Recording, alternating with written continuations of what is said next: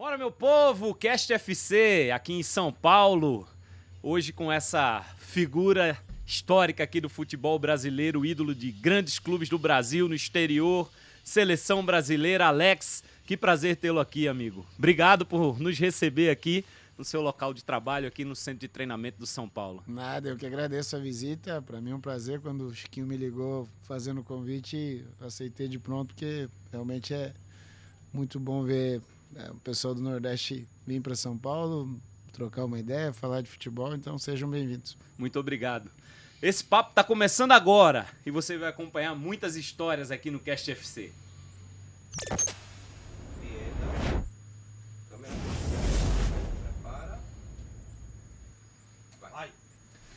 Aproveitando, pedindo aqui para você se inscrever no nosso canal, você que está acompanhando pelo YouTube, também ativar o sininho para receber as notificações, ainda dar aquele joinha, aquele like lá, e o principal que é divulgar esse conteúdo que é feito com muito carinho para todos vocês que estão aí acompanhando, um conteúdo exclusivo para vocês. Divulga aí nos teus grupos de WhatsApp, nas tuas redes sociais, para que ele chegue para mais pessoas, para que mais pessoas que gostam de esporte, de futebol, possam se conectar com a gente nesse conteúdo que a gente está produzindo. Beleza? Combinado assim?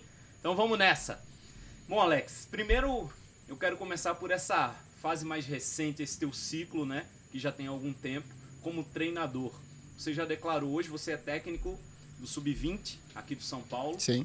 Mas já declarou que esse ciclo também está chegando ao fim, né? Já se encerrou, na verdade, né? Quando eu sou convidado pelo Muricy, pelo Biasotto, março do ano passado, o meu contrato era de 2 anos, a gente fez dessa forma, porque era bom para mim, era bom para o próprio clube, e a única mudança existente é que no contrato inicial eu faria a Taça São Paulo do ano seguinte, que é a Taça São Paulo de 23.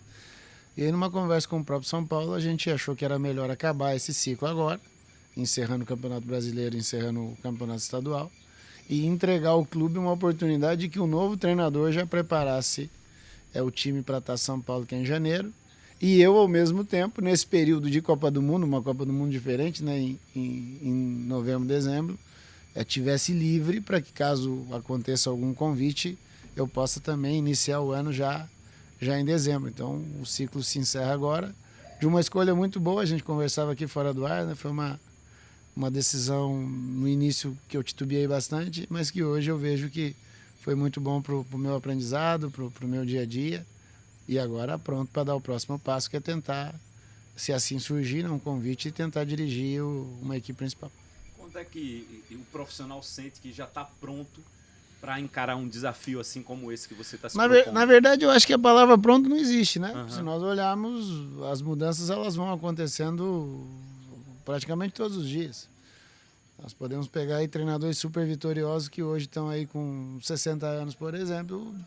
Ele vai aprender coisas novas, não tem como ser diferente, né? Eu dou muita risada quando a imprensa ou o próprio torcedor, acho que com as redes sociais, no qual ele é muito mais participativo, ele fala, pô, o treinador jovem é uma aposta, o treinador mais velho também é uma aposta, né? Você nunca sabe se aquele cara vai dar certo naquele clube. Quantas vezes você contrata um treinador, esse treinador chega cheio de fama, cheio de nome, e por alguma razão a coisa não acontece, a coisa acaba não indo da forma como as pessoas imaginam.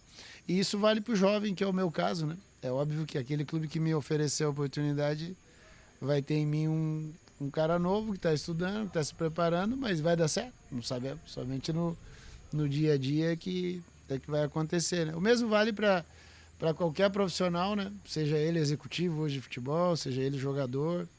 A expectativa é grande quando chega, mas a afirmação, se vai dar certo ou não, é o dia a dia que vai te mostrar. E assim, né? Ser técnico de futebol no Brasil eu diria que uma missão, né? Porque você nunca sabe o dia de amanhã. O mais louco para mim de treinadores de futebol é que o treinador de futebol brasileiro não sabe enfrentar a crise, né?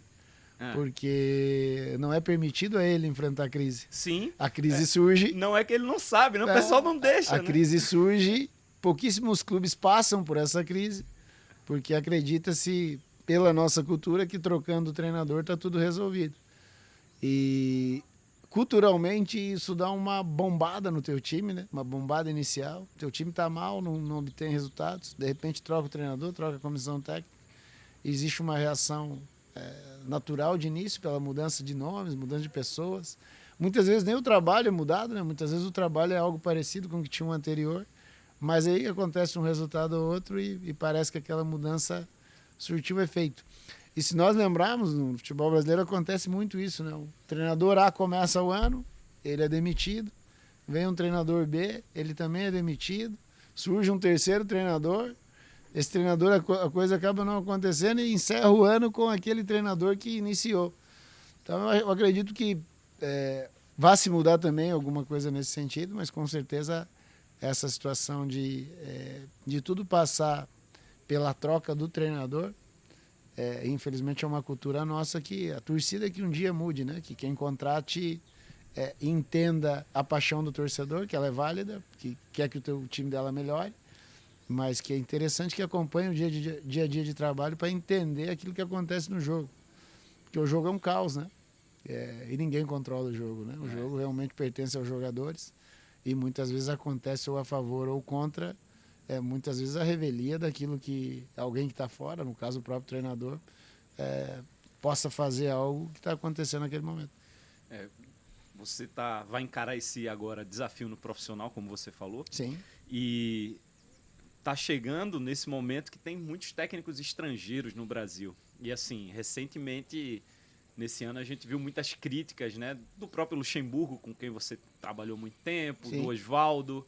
O que é que você acha em relação aos técnicos estrangeiros que estão no Brasil, que estão desenvolvendo os trabalhos deles? Eu acho aqui? super válido. Eu não olho muito para o passaporte do treinador. Eu acho que o clube que contrata aquele profissional para que ele desenvolva o trabalho dele. Seja ele português, que tem muito no Brasil, argentino, que tivemos o Sampaoli, tivemos o Bustos no Santos. E no futebol brasileiro nós já tivemos outros treinadores estrangeiros aqui, né?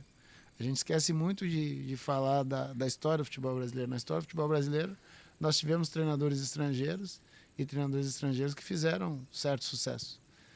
No meio disso, vieram alguns treinadores estrangeiros que também as coisas não aconteceram de maneira boa. O que, para mim, é totalmente normal. Porque se nós olharmos o treinador do Brasil, existem muitos que fizeram sucesso, existem outros que não fizeram tanto sucesso assim. Existem aqueles nomes que funcionaram em certos clubes e em outros clubes as coisas não aconteceram tão bem. Então, eu vejo como uma situação normal de trabalho. Quem contrata, na hora de contratar, tem que entender bem aquele cara que está contratando. E eu morei fora do país durante 10 anos, né? E nesses 10 anos as pessoas me tratavam com respeito. E eu aprendi que fora do seu país, esse tratamento com respeito te ajuda muito. Então, da minha parte, quem vier, seja ele brasileiro ou estrangeiro, vai ser bem tratado. E essa troca é importante para que quanto mais coisas diferentes a gente possa ver e aprender, para mim é importante. Esse ano de Copa, né, como você já citou, uma Copa diferente, primeira Copa da história no Oriente Médio, no final do ano por conta do calor também. E você teve passagens muito interessantes na seleção brasileira, né? Sim. Em 99, Copa América, em 2004 também conquista de Copa América. Quais são as lembranças, assim, as melhores lembranças que tu tens em relação à seleção brasileira? Tenho várias. Eu cheguei na seleção brasileira com 15 anos, né? E saio da seleção com quase 30. Então passei por todo o processo que todos esses meninos que a gente vê sonham com a seleção, né? Eu joguei no Sub-17, joguei no Sub-20, joguei na seleção olímpica, joguei na principal. Eu joguei todas as competições possíveis que um atleta pode jogar, excetuando a Copa do Mundo, que no momento final acabei ficando de fora. Então as lembranças são as melhores. O Brasil hoje tem uma seleção forte. O Tite deve estar quebrando a cabeça aí para ver quem ele vai deixar de fora, né? Porque tem uma geração muito boa. Então, realmente, as lembranças são as melhores. As principais, para mim, são de olhar e ver os jogadores que eu tive a oportunidade de jogar, né? Então, o Brasil, nesse período, teve 4 jogadores considerados os melhores jogadores do mundo. Eu dividi vestiário com esses caras. Eu competi ao lado deles, eu ganhei, eu perdi junto com eles.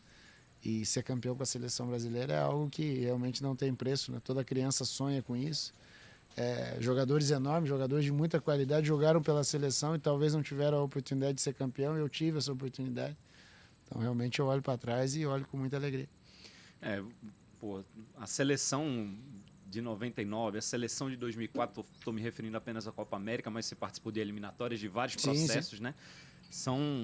Realmente foram grandes times, né? Com grandes craques, Ronaldinho, de 99, por exemplo, de 99 surge o Ronaldinho Gaúcho, e é engraçado porque o Ronaldo, ele surge através de uma briga de Corinthians e Palmeiras, né? Aquela baixaria, aquele vexame do qual nós causamos na final do Campeonato Paulista, porque a convocação estava feita e o Edilson jogaria aquela Copa América. O Edilson, vamos chamar de causador da confusão a partir do momento que ele faz as embaixadinhas, né? E nós temos que lembrar, uma rivalidade pesada entre Palmeiras e Corinthians. E era final do Paulista, o Corinthians tinha uma vantagem enorme de 3-0 no primeiro jogo. Quando o Edilson faz a embaixadinha, causa toda aquela confusão. E isso causa o corte do Edilson. Aí nasce o Ronaldinho Gaúcho na seleção principal, né? Que o Ronaldo já era um fenômeno nas seleções menores. E aí nasce o Ronaldo, mas é uma seleção que tem Cafu e Roberto Carlos, que são ícones na posição do futebol brasileiro. O Ronaldo jogando muito junto com o Amoroso. Rivaldo no ano dele de bola de ouro. Os goleiros eram Dida e Marcos. Então, fora isso, tinha o surgimento do Vampeta, que estava retornando do futebol da Holanda e se fixava como dono da posição no meio campo do Brasil. O Zé Roberto jogando muito, Amoroso jogando muito no futebol europeu. Quer dizer, se eu ficar aqui eu vou lembrar de vários nomes, de nomes espetaculares. E fizemos uma competição muito boa, ganhamos de maneira super convincente. E ali era o início do processo para levar a classificar para 2002, né? Então foi a primeira competição daquela geração e competimos bem, ganhamos bem. Era o bicampeonato, porque em 97 a seleção já tinha ganho na Bolívia. Então realmente é uma lembrança maravilhosa. E você já falou sobre isso, mas e todo mundo fala sobre isso. Sim. Dessa injustiça que foi você não ter ido para a Copa de 2002. Eu me lembro que na época você ficou muito perturbado, digamos assim, com essa situação, naturalmente, porque você participou, como eu disse, de todo esse processo até a Copa. E hoje, como é que você pensa sobre essa situação? Não, eu sou muito tranquilo em relação a isso. Na época, o que pegava era que eu tinha participado de todo um processo que começa bem antes, né? Por exemplo, nós vamos para a Copa do Mundo Sub-20 em 97, onde dentro da seleção brasileira se falava muito em juntar gerações. Então era o final da geração de 94, porque aí nós estamos falando de, por exemplo, Cafu, que era campeão em 94, Ronaldo, que era campeão em 94. Rivaldo poderia ter ido em 94, acaba não indo, mas vai em 98 e se torna o Rivaldo. E aí era juntar uma geração, que era uma geração, por exemplo, de nascidos em 1975, que tinha sido vice-campeão do mundo no Catar, em 95, perdeu a final para a Argentina, com a minha geração, que era 77. Então a gente ouvia isso muito. E era a geração que ia se juntar com a geração mais nova para tentar jogar a Olimpíada de Sydney, para jogar as eliminatórias, para jogar a Copa América, para jogar a Copa das Confederações.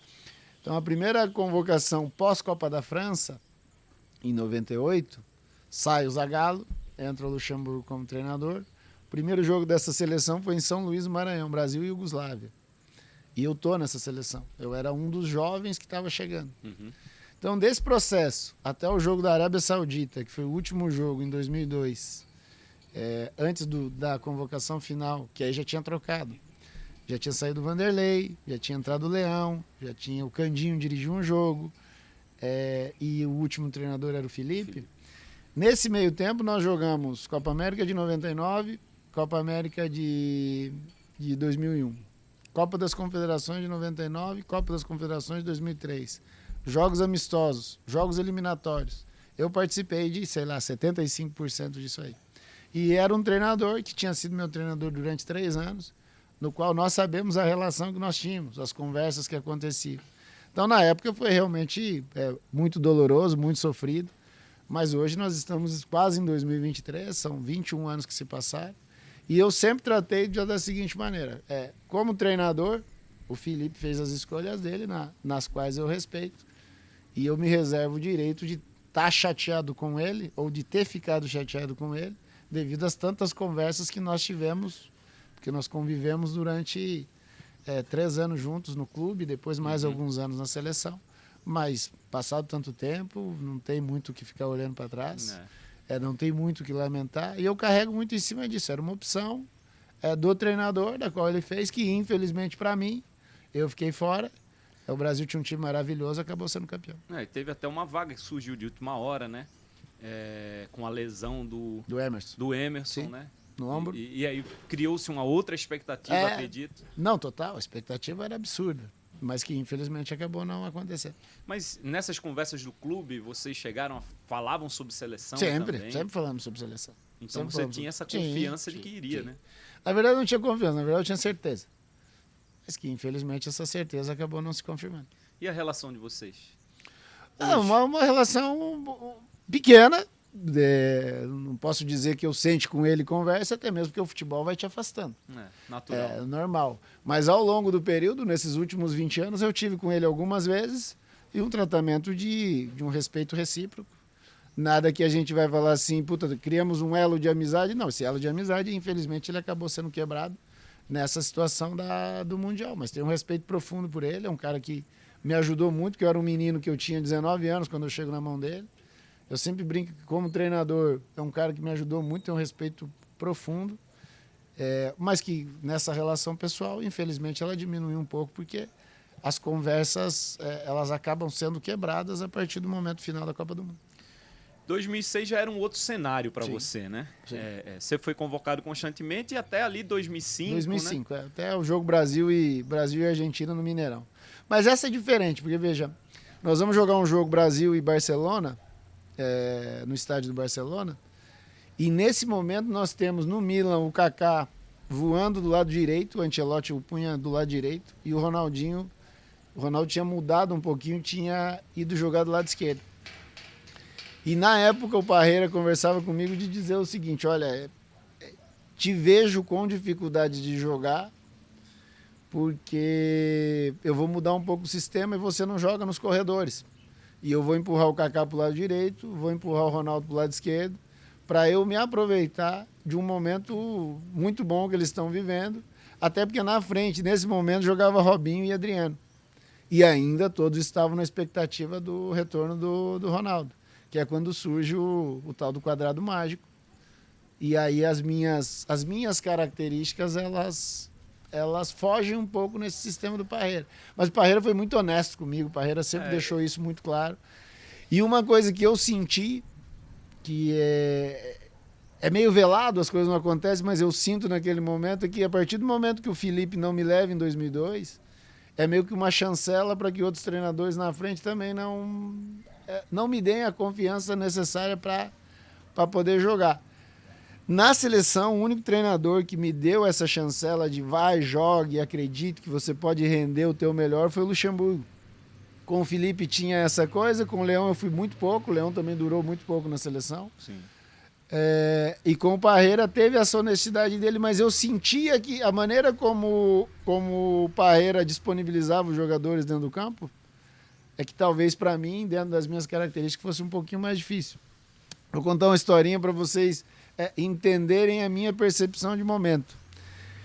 2003 talvez tenha sido o meu melhor ano jogando futebol brasileiro, jogando um absurdo no Cruzeiro. Tríplice coroa. Isso, e nós fazemos uma final no Mineirão, Cruzeiro e Flamengo pela Copa do Brasil. E nós vencemos o Flamengo de uma maneira assim, com uma propriedade muito grande, absurda. Vencemos o jogo e do Mineirão, na manhã seguinte, a gente viaja para a França, para a Copa das Confederações. E eu saio do Brasil com muita confiança que eu vou jogar a Copa das Confederações. E quando eu chego, o Parreira me chama do lado e fala o seguinte, olha, eu tenho o melhor lado esquerdo do mundo, que era Kleber, Ricardo e Gil. E eu não posso abrir mão desse entrosamento deles. Eu vou começar com os caras. Aí eu comentava com o pessoal, falei, não vai ter jeito mesmo, porque se eu não vou jogar na seleção nesse momento que eu tô vivendo, tá voando, é difícil para eu jogar, para eu ter uma sequência na seleção. Porque qual era a minha expectativa naquele momento? Djalma não ia mais. Djalma já não ia mais. Porque essa é a geração que eu pego no início. Eu tenho que encarar de início Djalminha, Rivaldo, Ronaldinho Gaúcho surgindo, Juninho Pernambucano, Ramon Menezes, era esse o pessoal que eu competia. E aí, com a saída deles, porque eles começaram a não ser mais convocados, o Djalma, o próprio Rivaldo, eu pensava, agora talvez eu tenha Tá chegando a minha hora, né? Talvez eu tenha uma sequência maior. E eu não jogo essa Copa das Confederações. Primeiro jogo a gente perde para Camarões, segundo jogo eu jogo contra os Estados Unidos, jogo num bom nível, e o terceiro jogo contra a Turquia eu vou pro banco, entro no segundo tempo. Inclusive faço o gol do empate contra a Turquia. Mas eu não tenho... Quando eu saio do Brasil, eu imagino, eu vou jogar os jogos, vou ser titular na competição, e quando eu chego lá, o Parreira vem com a notícia de que ele ia trabalhar com o melhor lado esquerdo, que era o lado esquerdo que ele tinha montado no próprio Corinthians. E aí passa um ano, na Copa América de 2004, no Peru, eu sofro uma outra surpresa. Aí uma surpresa positiva, que o Parreira me põe como capitão do time. E aí vem aquela coisa que eu discuto sempre, que é como você vende isso para frente. Né? Eu, por exemplo, eu fiz uma Copa América muito boa. Foi. Só que ela se reduz porque a Copa América do Adriano foi um escândalo. A Copa América do Adriano é um negócio absurdo. O Adriano é artilheiro da competição, faz um gol espetacular contra a Argentina no último minuto. Que é imortalizado esse gol, né, pô? E aí eu brinco sempre com o Juan, o zagueiro, parece que a gente não participou, porque a participação do Adriano foi algo escandaloso. Ele jogou demais. E mesmo assim eu sigo indo na seleção. E aí eu tenho talvez a minha única infelicidade, que é algo que não se controla, eu tenho uma lesão na semana da Copa das Confederações que o Brasil acaba ganhando. De novo vence a Argentina na final. Eu participaria dessa competição, só que eu sou cortado lá na Alemanha. E a partir dali meio que a seleção se desenha para jogar o Mundial da Alemanha. Mas assim, a minha expectativa já era menor, porque a conversa com o Parreira era muito mais direta. O que não aconteceu anteriormente, não. né? Com o Filipão era o contrário, era uma conversa direta de que eu iria. E com o Parreira, olha, você pode ir, pode não ir, é mais difícil, eu estou mudando o sistema e tal. Então a minha cabeça, a preparação da expectativa ali na frente do que vai acontecer para 2006 era bem menor. Bom, e essa seleção que a gente tem hoje, como você já falou um pouquinho aqui, que o Tite vai quebrar a cabeça para poder escalar e tal, você acha que é a grande favorita, não? A gente tem uma eu vou dizer que é infelicidade, mas assim, não é nem culpa nossa, né? De não enfrentar seleções europeias. Porque eles se fecham lá... Reserva de mercado, né? Reserva de mercado. Eles se fecham lá e jogam entre eles. E a gente não consegue ter esse parâmetro de enfrentar eu acho que a grande enfrentamento de seleção nós não tivemos. Mas esse pessoal tem um enfrentamento direto por lá, né? Nos clubes, né? Através da Champions, através da Europa League, através das próprias ligas locais que eles jogam. Por exemplo, o pessoal que joga na Liga Francesa e na Liga Inglesa enfrenta muitos, vou chamar de franceses, essas seleções africanas que tem muito jogador dessas colônias francesas, então eles estão muito na Espanha, estão muito na França, estão muito na Inglaterra e alguns estão na Espanha, então existe esse enfrentamento. É óbvio que faz falta esse enfrentamento de seleções, mas depois dessa União Europeia aí para eles se enfrentarem entre eles, criou-se um pouco de dificuldade. O favoritismo do Brasil, eu acredito, seja um favoritismo natural. Se nós olharmos anteriormente, na Copa de 14 e na Copa de 18, nós tínhamos poucos protagonistas nos clubes, diferente de 10 para trás. Se você olhar 10, 6, 2, nós tínhamos jogadores que eram protagonistas em seus clubes. E a partir nas Copas de 14 e 18 a gente não tinha isso, a gente tinha uma certa dificuldade.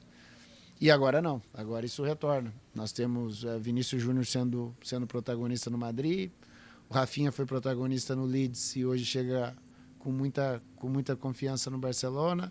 Nós temos os 3 defensores atrás. Militão é protagonista no Madrid, o Thiago é um monstro, um absurdo, desde sempre foi protagonista. O Marquinhos é protagonista hoje no Paris Saint-Germain. Talvez nós tenhamos os não protagonistas jogando nas laterais, mas são muito bons jogadores, são jogadores de muita força. Não sei quem ele vai levar para o meio campo, mas o Bruno Guimarães é protagonista no Newcastle. O Casemiro é o Casemiro, um monstro da posição. O Fabinho, que é o reserva do Casemiro, é um protagonista do Liverpool. Então nós estamos falando hoje de jogadores que são jogadores importantes em seus clubes. Por exemplo, os 3 goleiros. Um é o goleiro do City, o outro goleiro do Liverpool, outro goleiro do Palmeiras. Então, são jogadores pesados, jogadores acostumados a esse tipo de jogo, muito adaptado ao trabalho do Tite. Então, realmente, o Brasil já é favorito sempre por ser o Brasil. Mas hoje ele é o favorito por ser o Brasil e por ter uma seleção brasileira forte. E isso que eu ainda não citei outros nomes, que são jogadores... O Paquetá, após a saída do Milan, tem um crescimento absurdo no Lyon. Então, o Brasil realmente tem um time de muita qualidade. Você veja que a gente está falando, por exemplo, em deixar um Roberto Firmino fora da seleção, no qual Firmino, desde que saiu do Figueirense, ele foi protagonista na Alemanha, foi protagonista e é protagonista na Inglaterra. Então, a gente discute muito o Gabriel Jesus, mas o Gabriel Jesus foi protagonista no City, hoje é um dos principais jogadores do Arsenal. Artilheiro, né? Então, assim, individualmente nós temos um time de muita qualidade e coletivamente o Tite fez um trabalho muito legal nos últimos anos. Então o Brasil chega realmente forte para fazer uma belíssima Copa. Boa. Ó, antes de continuar esse papo, eu tô aqui, ó, quero reforçar contigo aí a necessidade de você se inscrever aí no canal, ativar as notificações, dar o teu joinha, o teu like aí também, para que esse conteúdo chegue para mais pessoas, esse conteúdo bacana aqui, que a gente tá tendo esse papo aqui com Alex aqui no CT do São Paulo, em Cotia, na Grande São Paulo. Alex, falar um pouquinho agora da tua carreira, né? Do teu surgimento. As coisas aconteceram assim, depois que você se profissionalizou de fato, muito rápido, né? Impressionante. Muito. Você já começou no Coritiba em alto nível. Sim. Vai pro Palmeiras, ganha Mercosul, ganha Paulista, depois ganha Libertadores. Então, foi muito meteórico aquele momento, né? Foi, por exemplo, em 92, eu tinha 15 anos. Eu sou convocado para essa seleção sub-17 que eu falei, é a primeira vez que eu chego na seleção brasileira. E ali é quando eu conheço o Ronaldo Fenômeno, por exemplo. E aí passa um ano, o Ronaldo está na Copa do Mundo. Porque até esse momento, o meu tesão de menino era jogar na quadra, não era jogar no campo. Eu achava o campo muito grande. Eu achava aquilo, como é que eu vou chegar naquele gol lá, tá muito longe. Os meninos todos eram mais fortes do que eu. Eu tinha uma dificuldade física, que hoje os caras falam em maturação tardia e tal. Eram coisas que na época eu não ouvia, mas eu sabia que eu era menor que os outros. Eu tinha que resolver as minhas coisas da minha maneira, com a qualidade técnica que eu tinha e que era aprimorada na quadra. Mas o legal era na quadra. O legal era jogar no... Era o que você gostava, Era jogar futsal, não era jogar campo. E aí tem uma mudança na minha vida que em 93 eu saio do infantil, que ele chamou de sub-15, e vou pro sub-17, e fico um ano na reserva. E eu fico praguejando meu treinador. Meu treinador era um senhor, um ex-jogador, e ele falava, não, eu tô te preparando para você jogar no time principal. Eu falava, mas esse velho tá louco, né? Ele tá me preparando, mas eu nunca jogo. E na época eu era um menino que jogava aberto na ponta esquerda, eu queria driblar e cruzar na área. E ele começa a me tirar da ponta esquerda e me trazer para o meio. Ele, não, você vai jogar por aqui, a tua carreira vai ser desenhada por aqui. E eu, louco com ele, que eu queria jogar lá na frente.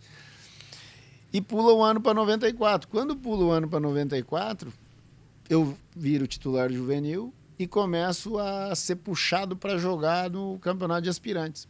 E o campeonato de aspirantes, na época, não sei como era no Nordeste, mas no Paraná, a gente fazia preliminar do time principal. Também tinha isso pra gente lá. Hoje em dia não tem mais, mas teve isso. Então, em Curitiba se fazia preliminar do time principal. Então eu jogava entre os profissionais, porque aspirantes era profissional, não tinha idade. Então era um segundo time do principal. O jogador está recuperando de contusão, precisa de um jogo, joga no aspirantes. Aquele jogador mais velho, não joga algum tempo para ele ter minuto de jogo, joga no aspirantes. Então com 16 anos eu começo a jogar entre esses caras e eu começo a me destacar.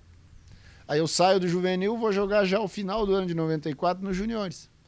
Então eu jogo no juvenil, jogo nos juniores e jogo no aspirantes. E em 95 esse meu time sobe todo pro time principal. E tinha um problema no clube, que o clube estava na Série B desde 89, desde 90. Ele cai em 89, então fica naquela. Teve até um ano que o Curitiba acaba caindo para a Série C. Então era um momento confuso do clube, o Carpegiani chega e começa a usar os meninos da base. E o auxiliar da base era um ex-jogador do clube chamado Cláudio Marques, e ele começa a cutucar o Carpegiani. Pô, você tem que pôr o Alex, tem que pôr o Alex, tem que pôr o Alex. Pô, mas ele é muito fraquinho, ele é novinho e tal. Num belo de um dia, tudo sorriu para mim, o jogador suspenso, os jogadores começam a se machucar, meio do Campeonato Paranaense, em abril, o Carpegiani me põe para jogar. E eu dou muita sorte, a gente ganha o jogo 3-0, assim, 3 bolas que eu pego na região que eu estava acostumado a jogar. Eu acho 3 jogadas. Que é acostumado a jogar depois da mudança. Depois da mudança do treinador. Né? Era o meu jogo nos últimos 2 anos. Uhum. Eu dou muita sorte, 1 minuto de jogo eu acho uma bola, eu escapo de um volante, acho o centroavante, 1-0, mais 2 jogadas, mas ganhamos 3-0 com 3 jogadas minhas. Aí eu me mantenho no time. Aí sai um dia do time, mas tô sempre no bolo. Aquele bolo que o treinador leva ali, 18, 20 jogadores, eu tô sempre ali no bolo. E é um ano importante pro clube que nesse ano sobe para a primeira divisão para jogar 96, Atlético Paranaense e Curitiba. E nós subimos, depois de o Curitiba de 5 anos na Série B, consegue subir. E aí, nesse período paralelo, eu sou jogador da Seleção Brasileira de Sub-20. Então isso vai me dando um olhar diferente pro mercado. E 2 anos depois, em 97, eu acabo sendo contratado pelo Palmeiras. E aí, pô, você escreve tua história, né? Concretiza esse teu protagonismo num dos maiores clubes do Brasil, né, pô? E louco, né? Louco porque, por exemplo, os meias, quando eu chego no Palmeiras, os meias eram somente Rivaldo e Djalminha. Apenas, né? Apenas os dois.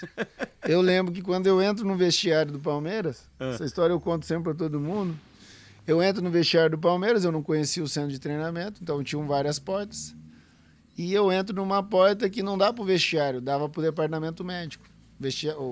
O centro de treinamento do Palmeiras na época tinha um vestiário, um corredorzão grande com várias salas, dava para o lado do estacionamento, dava para o lado do campo. Como eu não conhecia o clube, eu entro no departamento médico. E eu dou de cara com o Galeano. O Galeano estava fazendo um tratamento no tornozelo, ele estava sentado numa cadeira, fazendo o gelo dele ali, conversando.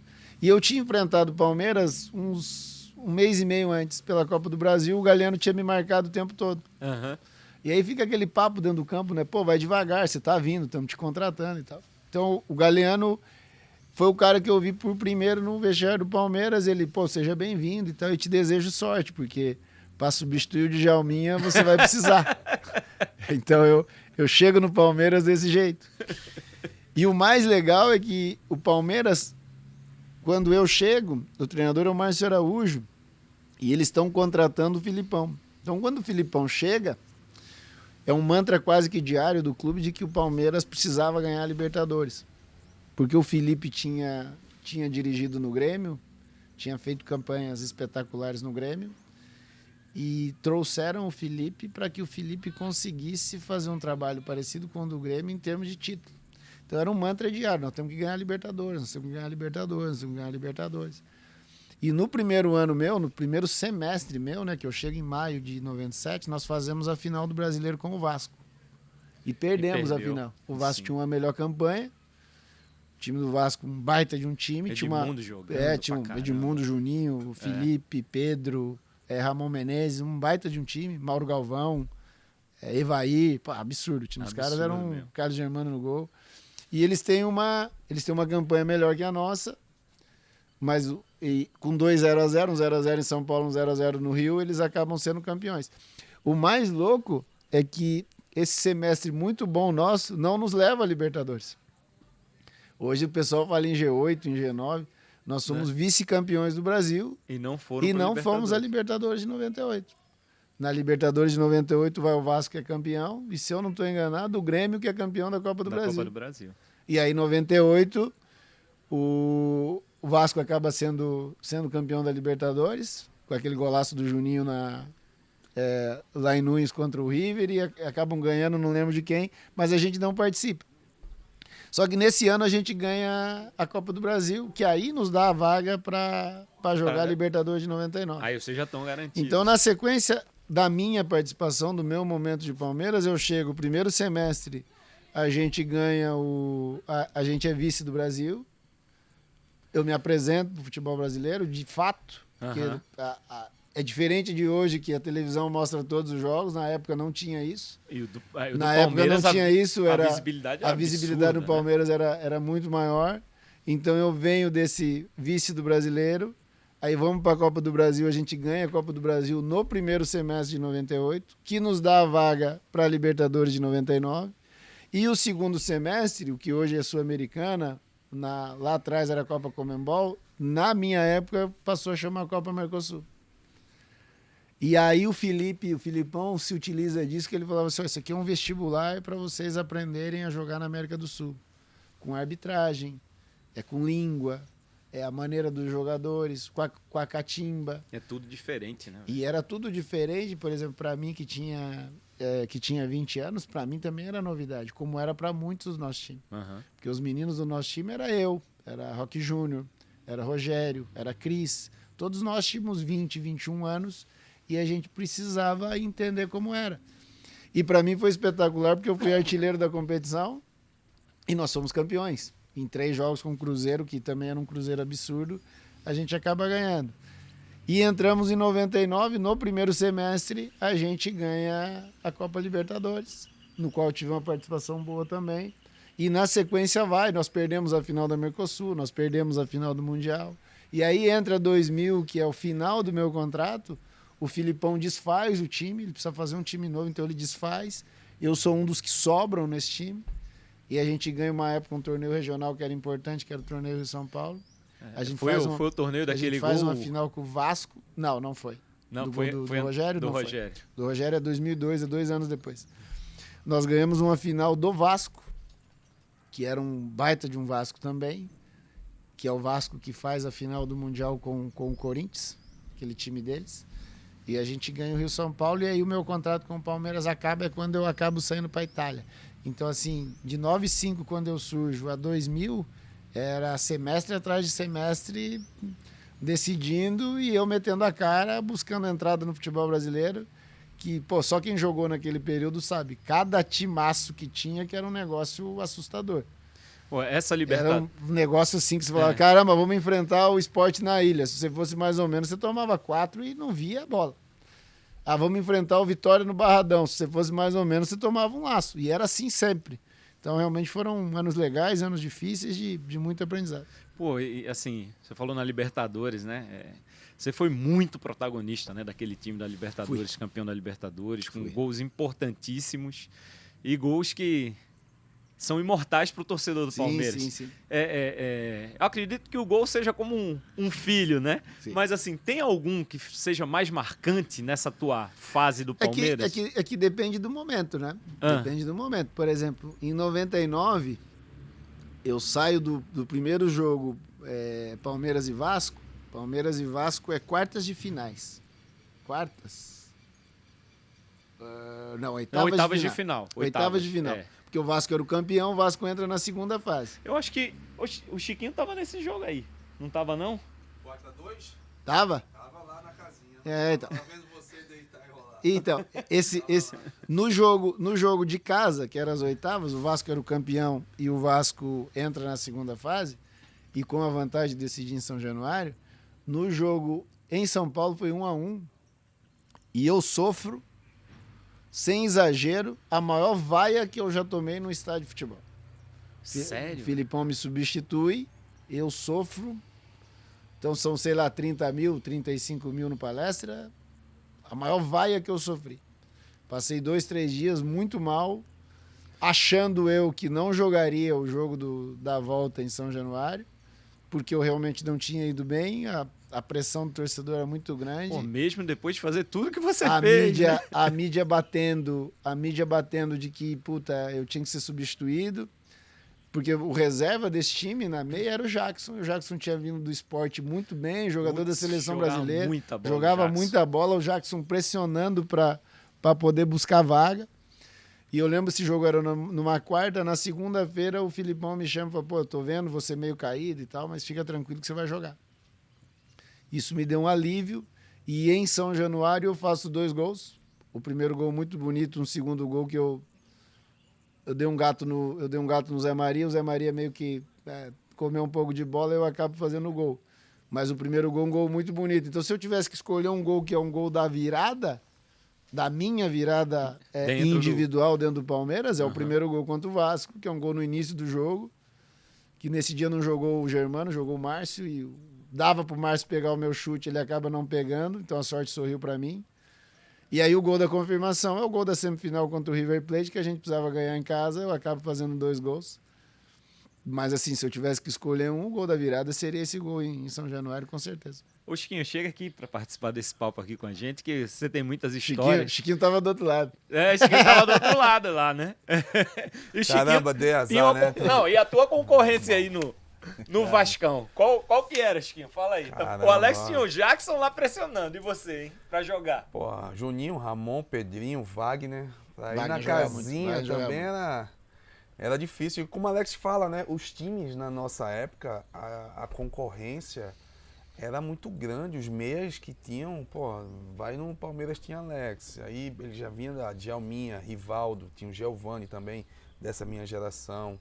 E nos outros clubes considerados as equipes assim de alto nível, pô, você vinha pro Corinthians, tinha Marcelinho, cara, era muito difícil a concorrência para meias, né? E Alex se sobressaiu também. Somos contemporâneos, né? A gente sempre, acho que a diferença de idade é 2 anos, mas ele começou um pouco antes. Eu comecei com 18, cheguei no Sport 94, ele começou no Curitiba em 95, né? E se tornou esse... Eu tinha o Alex como uma das referências, né? Eu tentava me inspirar, porque o Alex, ele, diferentemente de mim, que eu comecei como segundo volante, o Alex fazia gol e todo mundo falava, pô, tu tem que fazer gol, pô, faz igual o Alex, tem que entrar mais na área. E sempre eu tentava extrair isso, né? Quando eu comecei a jogar mais adiantado como meia mesmo, eu tentei me inspirar para fazer o que ele fazia, que era gols, né? Assim, e posicionar bem dentro da área ali, que era essa condição que dava essa visibilidade também. Além da capacidade técnica, você fazer gols, você diferencia, né? Não vou perguntar para ele, que ele vai ser suspeito de falar isso. Mas para você, qual foi o melhor Alex que você viu jogar, que você enfrentou? Cruzeiro ou Palmeiras? Você enfrentou os dois, né? Enfrentei os dois. Assim, acho que Cruzeiro menos, eu acho, mas eu acho que o Alex do Cruzeiro, ele estava mais preparado por tudo que ele passou, né? Assim, mentalmente ele se preparou mais por tudo que ele passou, pelas injustiças, por todo aquele processo de não ter ido para a Copa. E as pessoas ainda questionar, né? Pô, o cara fez o que fez, ídolo por onde passou, e ter que mostrar a cada jogo que ele era capaz. Eu acho que essa retomada dele no Cruzeiro, eu acho que ele mais experiente. O Alex do Palmeiras é um menino de 20, né? O do Cruzeiro já está bem mais maduro. O do Cruzeiro, né? É um homem 2003, um homem de 25, né? Isso na carreira de um jogador dá muita diferença. Um dia desses, um pessoal fez uma pergunta para mim se o Rafael Veiga tinha jogado mais que eu na época do Palmeiras. Eu falei, provavelmente sim. Mas aí você tem que pegar o Rafael Veiga maduro, depois de ter jogado no Curitiba, depois de ter jogado no Atlético. E aí ele se torna o Rafael Veiga no Palmeiras, porque o Alex do Palmeiras é um menino de 20 anos. Então mas que já era decisivo. Não, tudo bem, né? sim, mas eu tô dizendo na comparação, comparação, um jogador a idade, todo o bagagem, processo, né? Por exemplo, o pessoal fala assim, o Rivaldo do Corinthians ou o Rivaldo do Palmeiras? O Rivaldo do Corinthians é um cara que veio, provou no Mojimirim, vem pro Corinthians, joga muito bem no Corinthians, só que é um menino. O Rivaldo do Palmeiras é um homem. Isso dá muita diferença na hora de você fazer uma análise do jogador. Dos dois, né? E uma outra coisa, o Alex do Palmeiras completava time. A referência do Palmeiras era Evair, a referência do Palmeiras era Paulo Nunes, a referência do Palmeiras era Zinho, a referência do Palmeiras era Celso Sampaio. Eu completava esses caras. Então eu tinha que fazer muitas coisas que me feria, que não era... Eu, por exemplo, eu acompanhava o lateral esquerdo porque o Paulo Nunes não acompanhava. Então eu tinha que fazer o que o Paulo Nunes não fazia. E o mesmo vale, por exemplo, o Paulo Nunes no Flamengo tinha que correr porque o Júnior não ia. O Júnior era um senhor de 38 anos. Então o Paulo Nunes ia. Quando eu conheço o Paulo Nunes, eu tenho que fazer coisas que ele não faz. No Cruzeiro, não. No Cruzeiro, a referência era eu. O time era montado em cima das minhas características. Então, quando você vai... Dificilmente você, naquele período, hoje não, porque já passou e tal. eu fiz a coisa ficar importante a meu favor. Mas naquele período era difícil de alguém falar assim, nós vamos enfrentar o Palmeiras do Alex. Não falava isso. Nós vamos enfrentar o Palmeiras do Evair, o Palmeiras do Oséias, o Palmeiras do Paulo Nunes, o Palmeiras do Filipão. No Cruzeiro isso já tinha mudado. Porque eu já era o Alex campeão da Libertadores, eu já era o Alex que tinha jogado na Seleção Brasileira. Então isso tudo na referência... Tem um peso. Principalmente para vocês da imprensa, que é quem trabalha o jogo, quem trabalha o nome do jogador, isso dá muita diferença. Tá aqui o Chiquinho, que é da minha época. Pouca gente hoje, em 2020, se você falar do Wagner, lembra do Wagner. Por quê? Ninguém na imprensa fala do Wagner.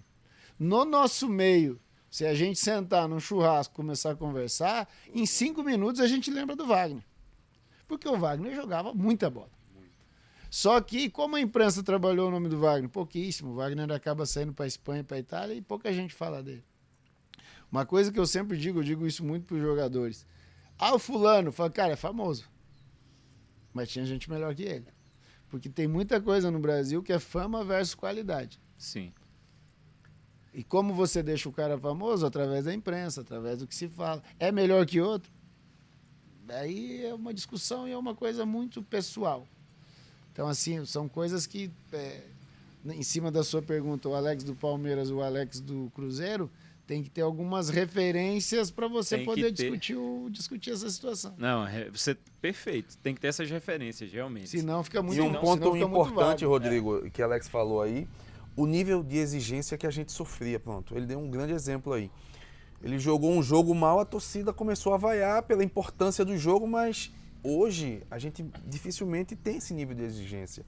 Porque se eu jogasse um jogo mal, no outro dia o pessoal já me chamava. O que é que está acontecendo? O porquê que você... Hoje a garotada que sobe, eles têm um processo de maturação um pouco mais tardio e a cobrança é diminuta em relação ao que era. Eu fazia um jogo mais ou menos, era essa cobrança. A ilha toda em cima. O que é que está acontecendo? Porque a necessidade do clube batia muito na nossa capacidade, né? E a cobrança vinha. Hoje, o Alex está trabalhando com essa molecada assim, a molecada está mais solta, assim, nesse processo, né? Porque a gente era muito cobrado. Pô, Alex, num jogo que ele fez, mais ou menos, a torcida caiu em cima dele, pela importância do jogo. E a gente, muito jovem, 18, 19, 20 anos, com esse processo de responsabilidade que tinha, né? Que carregava, né? E o mercado era pequeno, né? O mercado não era tão extenso. Porque tinha poucas vagas Você não ouvia falar, por exemplo, fulano foi jogar no Oriente Médio. É muito difícil. É muito difícil. Quem ia? O cara com 27, 28 anos. No Oriente, na China. Hoje os caras estão vindo aqui e estão contratando um moleque de 17, 18 anos. Então, por exemplo, Chiquinho no esporte, eu no Curitiba, ou você faz a coisa acontecer ou você não renova o contrato. E como é que a coisa funcionava? Hoje você não renova o contrato, no dia seguinte você está em outro clube. Na época, você não renovava o contrato, você ficava preso no clube. Você ia treinar debaixo da arquibancada, atrás do gol. Mas e o contrato? Do jeito que eu quero. Quer renovar o contrato? É assim. Se você não renovar, você fica ali. E uma outra coisa que facilita muito para o conforto do jogador é que o jogador com 17 anos tem contrato. E contrato longo, né? O jogador com 17 anos tem contrato. 5 anos. Então, mentalmente tem que estar mentalmente o cara tá mais seguro. O que a gente tem que fazer? Cara, eu tenho que jogar bem domingo, eu tenho que jogar bem domingo, eu tenho que jogar bem domingo, eu tenho que jogar bem domingo, porque em dezembro meu contrato vence. E se eu não vencer, eu não vou renovar o contrato. E se eu não renovar o contrato, não é que eu possa jogar em outro lugar, eu vou ficar ali atrás do gol, vai ser duro. Então a mudança social também faz com que os jogadores se comportem de forma diferente. Eles não têm culpa disso, mas são as mudanças que foram acontecendo na sociedade. O Alex, essa saída, da tua saída para a Itália, terminou sendo uma coisa que te prejudicou muito na tua carreira por um determinado período. Sim, muito. Por conta daquela situação de justiça, como é que foi esse processo? Cara, esse é um episódio, assim, beira o absurdo, né? Porque o Parma veio, o Parma pagou 15 milhões de dólares pro Palmeiras. Na época, um pouquinho antes, o Paris Saint-Germain tinha feito uma oferta, o Palmeiras acaba não aceitando, e para mim seria interessante ter ido pro Paris naquele período. Por quê? Não, aí é uma coisa de clube, né? Você estudar o clube e Não, eu digo seria interessante porque Era um momento que o Raí tinha acabado de voltar, o Ronaldinho estava indo. Tá. Então seria um período para, por exemplo, eu tinha 22, 23 anos para poder entrar na Europa, numa liga que pouco se falava, porque não é como hoje, que a gente sabe tudo o que está acontecendo, na época não. As informações que a gente tinha quais eram? Pô, o Raí foi bem lá, o Valdo foi bem lá, o Leonardo foi bem lá. E estavam indo brasileiros, o Christian foi, depois acaba indo Alex Dias e Aloísio, o Ronaldo acaba indo, o Paulo César, que jogava comigo aqui, acaba indo também. Mas o Palmeiras e o Paris não entram num acordo, que era beleza, era ok. E tinha o processo Palmeiras e Parmalat, que era um acordo grande que os clubes tinham. E na época eles vieram para contratar eu, Júnior lateral esquerdo, e o Roque Júnior. O Roque já tinha meio que feito a situação dele, acabou indo pro Milan, e eu e o Júnior vamos pro Parma. Quando eu chego no Parma, para minha surpresa, quando eu chego em Milão, pô, essa história é um absurdo. Eu jogo Brasil e Uruguai no Maracanã, Brasil e Uruguai, minto. Brasil e Argentina no Morumbi. Eu sou protagonista do jogo, eu sou titular da seleção brasileira num jogo de eliminatória. Uma semana depois eu pego um voo para Milão, eu chego em Milão, eu sou um jogador que custou 15 milhões de dólares, não tem ninguém me esperando. Ninguém? Ninguém. No aeroporto? Ninguém. Tem um motorista. Motorista do Parma. Aí eu olho pro meu agente e falo, cara, tem alguma coisa errada, não é normal. Porque parece que eu tô indo para um clube de quinta categoria e não tem ninguém. E nós estamos falando de um Parma na época, bicampeão de competição europeia, muitos jogadores italianos importantes, muitos jogadores argentinos e brasileiros importantes. E eu falei, cara, tem alguma coisa errada. Beleza, entrei no carro com o motorista, fui para Parma, cheguei em Parma, faz exame médico, conversa, o presidente fala, cara, não vamos te usar. Mas não vai me usar porque tem excesso de estrangeiro e tal. No primeiro contato? Lá na Itália. Já tinha feito contato 6 meses com os caras, conversando com os caras. Porra, não vamos te usar. Falei, tá bom, não vai me usar, então me empresta. Me empresta pro Palmeiras. Não podemos fazer o empréstimo pro Palmeiras porque a nossa parceria acabou de ser terminada, não vai ficar legal pra empresa. Nisso, entra o Kleina, que a gente tava conversando antes aqui. O Kleina tá no Olympique de Marseille com o Abel Braga. Alex quer vir pro Olympique? Falei, claro. Claro, né? Eu ia pro Paris 6 meses antes, porque e agora que eu não vou nem jogar aqui, pô. Com um treinador brasileiro, com uma comissão técnica brasileira, por que eu não vou? Os caras não, pro Olympique você não vai. Nisso, como eu tô na seleção brasileira, e eu tô em contato com todo mundo, eu falo com o Mauro Silva. O Mauro tá no Corunha. E no Corunha, pô, cheio de brasileiro, eu falei, também dá pra eu jogar nesse time aí. Não, pro Corunha, os diretores do Parma, pro Corunha você também não vai, nós vamos te emprestar pro Hellas Verona. Aí eu vou ver o Hellas Verona, nada contra o Verona, mas tava na 2ª divisão da Itália. Falei, cara, não tem lógica. Eu sou jogador da seleção brasileira, sou contratado pelo Parma, 3ª, 4ª força da Itália, vou jogar no Hellas Verona. Eu não vou, não quero. Nisso, essa história é muito boa. Nisso, Eurico Miranda tá na Europa. Essas coisas de futebol, você começa a conversar, cai no Eurico que eu posso ser por empréstimo. O Eurico, tô indo pra Parma. O Eurico tava, acho que na Espanha, alguma coisa assim. Era ele. Era, né? Aí o Eurico pega e vai pra Espanha. E vai pra Itália. Chega na Itália, o diretor vai num hotel que o Eurico tava, chega, o Eurico tá de suspensório, camisa aberta. Charuto, daquele jeitão, tava né? de charuto, não. Tomando um negócio. O diretor olha pra ele e fala assim, eu conheço esse cara aí. Falei, sim, Eurico Miranda, do Vasco. Ele é deputado, né? Falei, sim, ele é deputado da República no Brasil. Pra esse time eu não empresto. Falei, como é que é? Não, esse cara aí me deve um dinheiro do Júnior Baiano. Eita. Pro Vasco eu não empresto, pode cancelar esse troço que eu não empresto e tal. Segue a lenda que depois o Eurico sai, vai pra Espanha e contrata o Juninho Paulista. Não sei se essa parte é verdade. E nisso voltamos a estaca zero, era período de férias, o meu agente começa a mexer nas coisas, aparece o Flamengo. E aí eu sou emprestado pro Flamengo. Aí ele topou. Aí ele topou, porque não tinha nada a ver com o Palmeiras, não tinha nada a ver com dívida anterior e tal. E eu bato o pé que eu não vou para um time da 2ª divisão e vou pro Flamengo emprestado. Nesse período do Flamengo, eu jogo 3 meses no Flamengo. Na verdade, eu jogo 45 dias, só o brasileiro de 2000. O Palmeiras me liga, quer voltar para jogar Libertadores de 2001, porque um pouquinho antes de eu sair para a Itália, o Palmeiras joga aquela Copa dos Campeões que tinha no Nordeste e o Palmeiras ganha. E vocês saíram pro Palmeiras, né? Eu não tava no esporte, não. Tinha saído nesse já ano. tinha saído. É, O mas Palmeiras ganhou ganha do essa Sport. competição que dá a vaga para Libertadores de 2001. O presidente do Palmeiras me liga, quer voltar? Eu falei, volto, claro que volto. Então faz o seguinte, você se acerta com o Flamengo, que eu me acerto com a Parmalat. Eu falei, tá bom, nos acertamos e eu volto jogar 6 meses no Palmeiras. Não, no Palmeiras, 2001. Nesse período, só para você entender, quando eu vou pro Parma, na época eu tinha o direito aos 15% do atleta. Quando eu vou pro Parma, eu faço um contrato de 7 anos.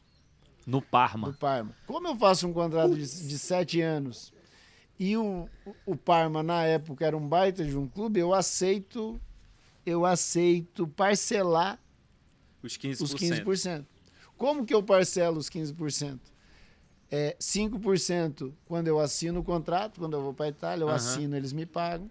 5% em abril de 2001, 5% em outubro de 2001, fechava o meu valor que eu tinha direito. Vem a primeira surpresa. Quando eu vou acertar com o Parma não quer me pagar nem na Itália e nem no Brasil. Ele me oferece para me pagar numa offshore no Uruguai.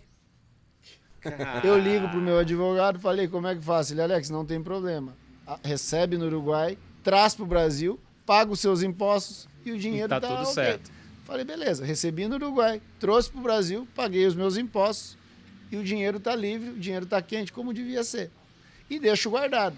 Chega abril de 2001, a Parmalat não me paga. Eu tô no Palmeiras, eu vou na Parmalat aqui do Brasil, que a sede era em Jundiaí. E falo, vocês têm que me pagar, porque tá atrasado isso aqui.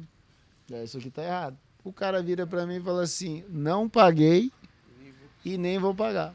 Se você quiser, você vai pra justiça. Aí tá bom, vou pra justiça. Aí converso com a minha esposa, converso com o meu pessoal, então os caras, você é louco. Você vai pôr um clube desse tamanho na justiça? Eu falei, vou, os caras me devem. Vou pra justiça contra o Parma. Aí, eu saio, venço o meu contrato com o Palmeiras. Eu vou pra Copa América da Colômbia. No meio da Copa América, eu entro na justiça. A justiça me dá uma liminar para eu poder trabalhar. Te liberando para você trabalhar. Eu vou pro Cruzeiro, na Copa América. O Palmeiras não quer comprar briga, porque o Palmeiras tinha uma relação com o Parma. Falei, pô, Alex, sob a justiça não vamos fazer contrato. Falei, beleza, eu acabo indo pro Cruzeiro. Eu assino 1 ano com o Cruzeiro, de julho de 2001 a julho de 2002.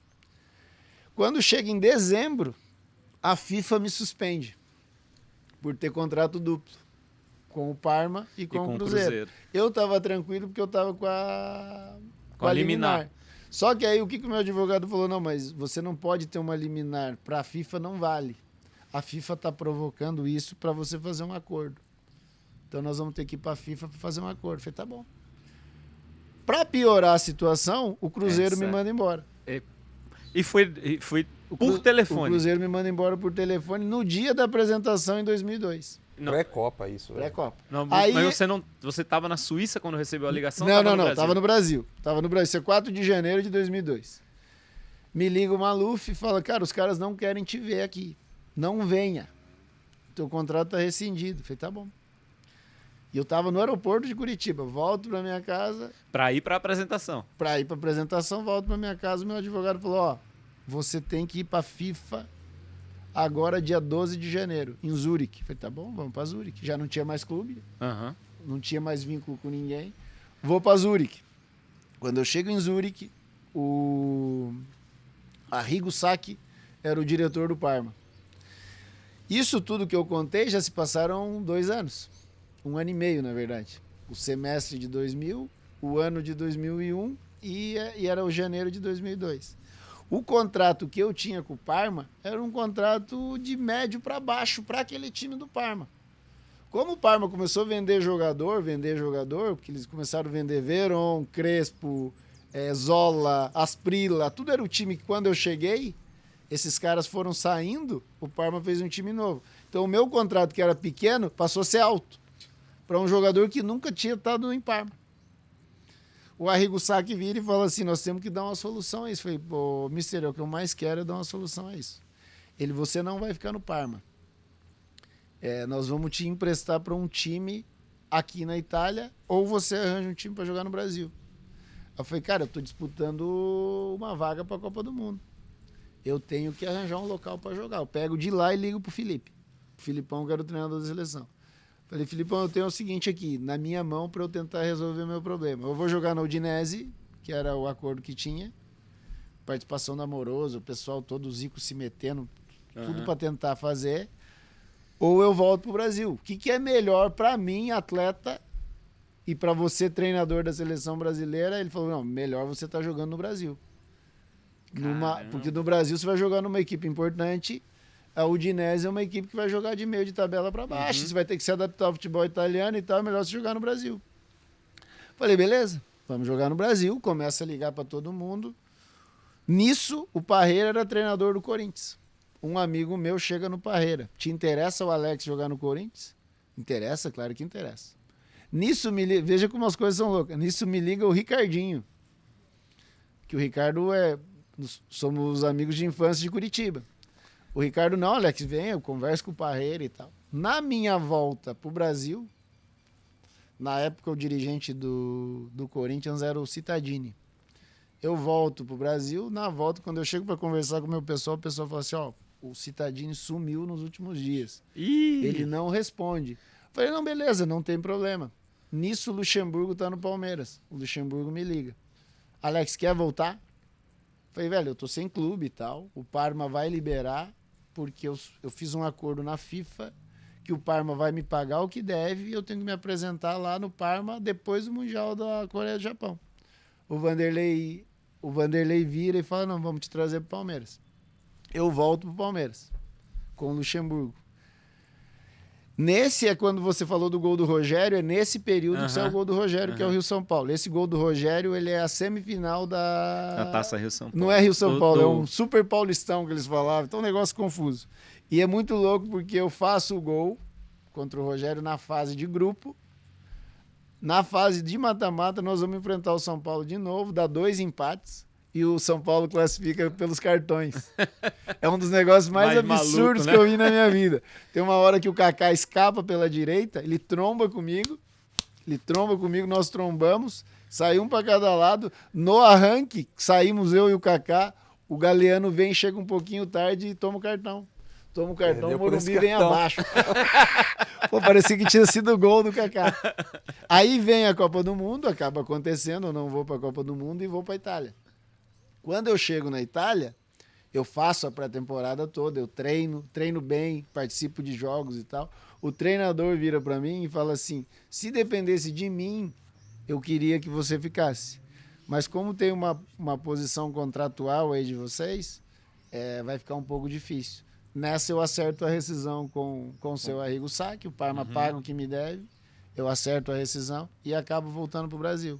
Aí quando eu volto para o Brasil, eu acabo indo para o Cruzeiro. Bom, essa parte do Cruzeiro você vai falar daqui a pouquinho, porque agora a gente vai falar da Bet Nacional, a Bet dos brasileiros, a Bet do Cast FC. Nosso link está aqui na descrição do vídeo para você acessar, cadastrar, fazer a sua conta, usar nosso código CastFC.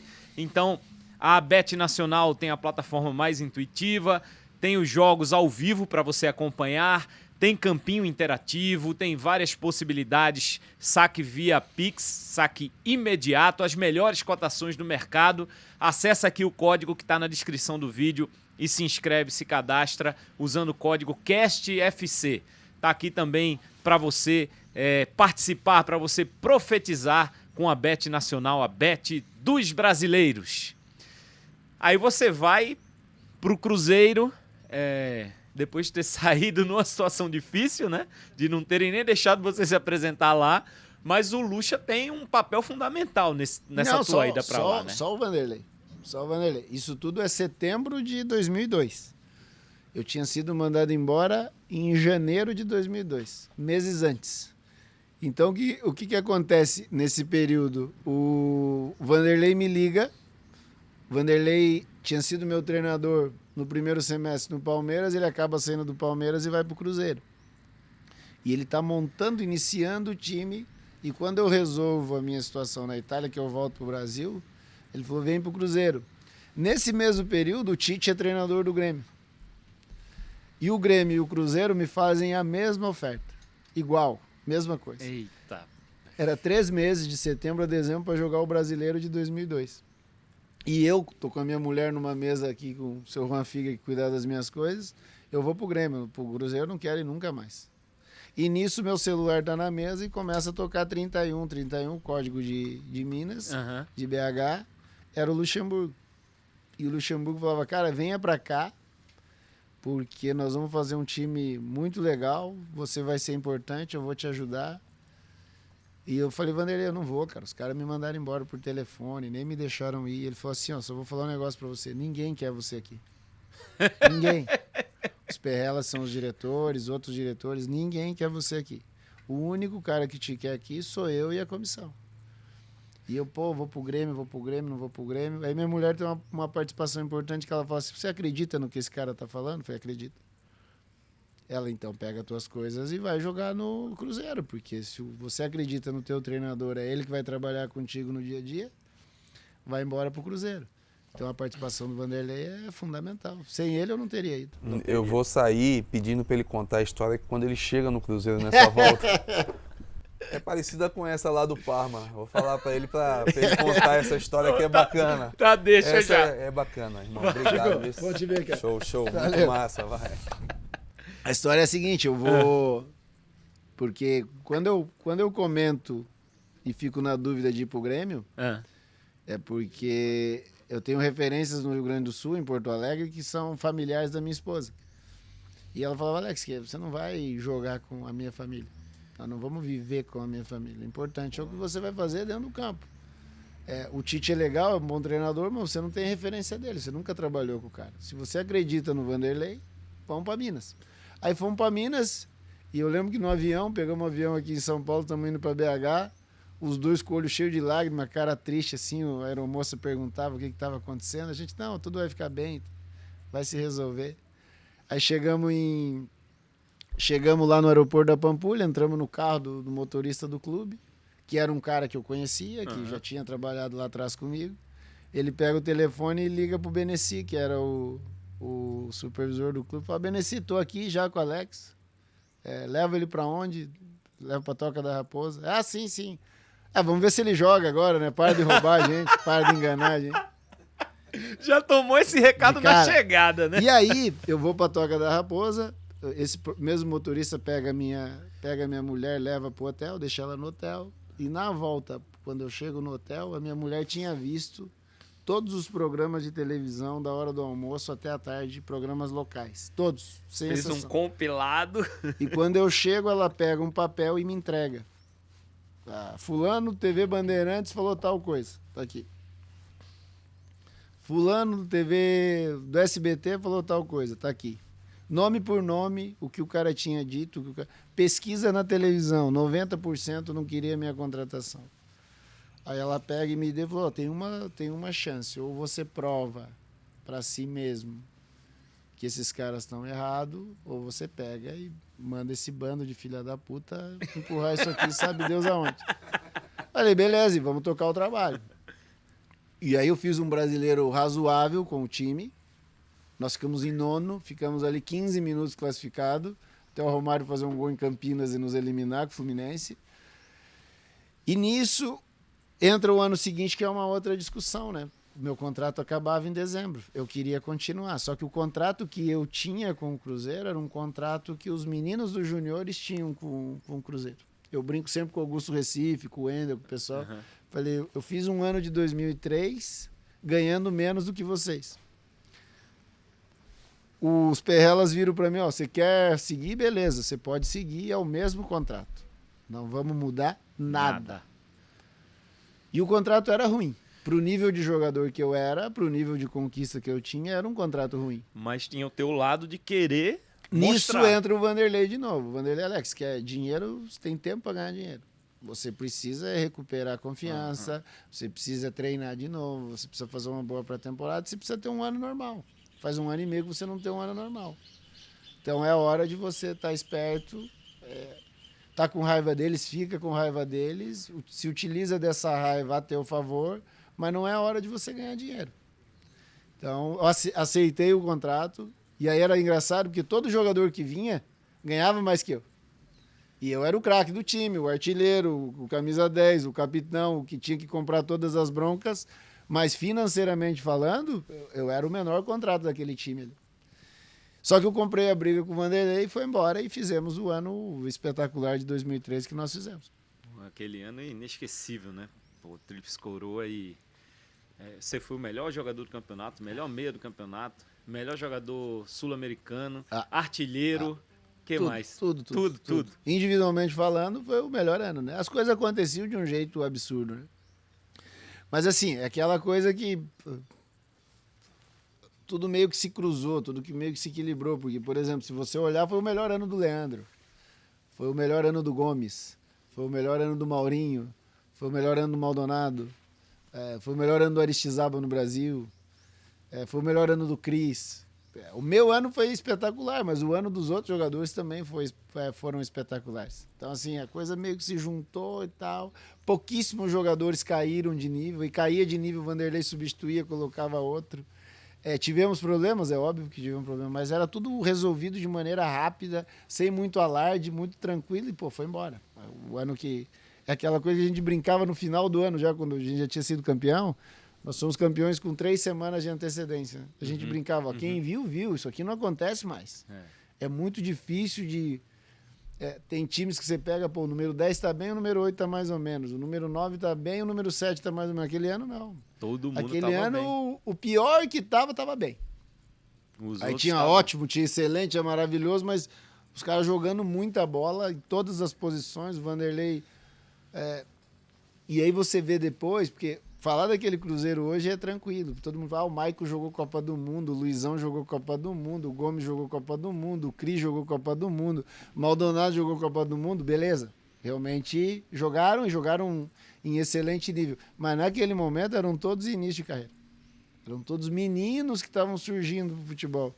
E jogaram um absurdo, realmente tivemos um ano espetacular. Realmente é um ano que está marcado na história do clube, né? Um ano super importante. E aí você, pô, sempre jogando em alto nível, vai para outro país, encarar uma outra cultura, um outro desafio, tudo diferente do que você já tinha vivido Sim, até sim. aquele momento, e ganha até estátua, pô, no estádio. Essa é a parte louca da história, né? Então, veja que eu falei agora que, por exemplo, o Vanderlei dizia não aposta, vai buscar dinheiro depois. E o dinheiro realmente veio. Porque eu vou pro Fenerbahçe por dinheiro. Porque Era muito bom. A minha ideia era... Eu estava recuperado, eu tinha retornado meu espaço na seleção brasileira, recuperado meu espaço no Brasil, e eu queria jogar na Espanha. Falei, pô, dá para jogar na Espanha. Eu vejo os caras jogar na Espanha, eu consigo jogar na Espanha. Porque aí as minhas duas referências que eu carreguei sempre era Rivaldo e Djalma. Eu queria ser igual aos caras. Falei, pô, esses caras jogam na Espanha, eu também consigo jogar na Espanha. Só que aí vieram os turcos e o contrato que os caras ofereceram era um absurdo. Mas você tinha proposta da Espanha? Não, proposta não, mas tinham conversas para serem feitas. Para evoluir. Mas a hora que veio o contrato dos turcos, eu já com 27 anos, eu falei, cara, eu vou embora, vou ver o que acontece. Conversei com alguns que já tinham jogado lá, todos eles falavam muito bem. O Tafarel tinha jogado no Rival, mas tinha vivido lá durante 4, 5 anos, falava super bem. Na época eu jogava com um menino no Cruzeiro chamado Bruno Quadros, que tinha jogado lá 2 anos, falava super bem. Falei, vou ver, mas fui pelo contrato. Quando eu chego lá, eu vejo que a escolha foi muito boa, porque vai muito além do contrato. As coisas aconteceram dentro do campo de um jeito muito bom. A recepção que o povo turco me deu foi algo que eu nunca vi em outro lugar.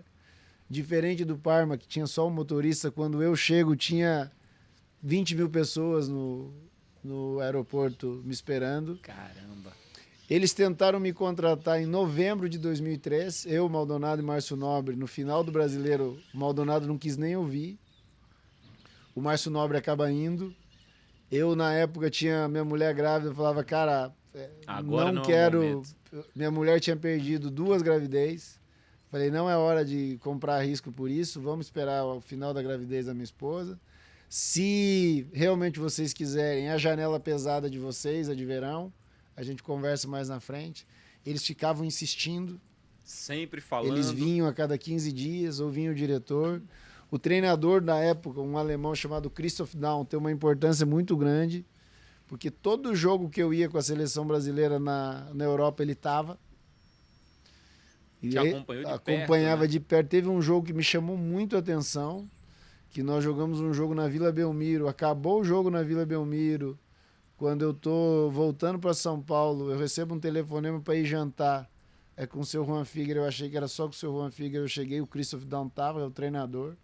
Então ele atravessou da Europa para ver o jogo, para falar comigo, pegou o voo de volta, porque ele tinha jogo lá na quarta-feira. Então os caras insistiram muito, eu dificultei muito. Eu ia colocando coisas no contrato assim absurdas. E eles aceitando. E eles aceitando. Aí chegou uma hora no final do contrato que eu falei pro seu Juan Figueiredo, pô, tô meio inseguro. Ele falou, Alex, eu tô nisso há 40 anos, eu nunca vi Um contrato desse. um contrato desse. Fazer tanta exigência e os caras Aceitando. aceitando. Falei, beleza, vamos embora. Aí eu jogo os 3 primeiros anos num bom nível. Eu cumpro aquilo que eles tinham como expectativa.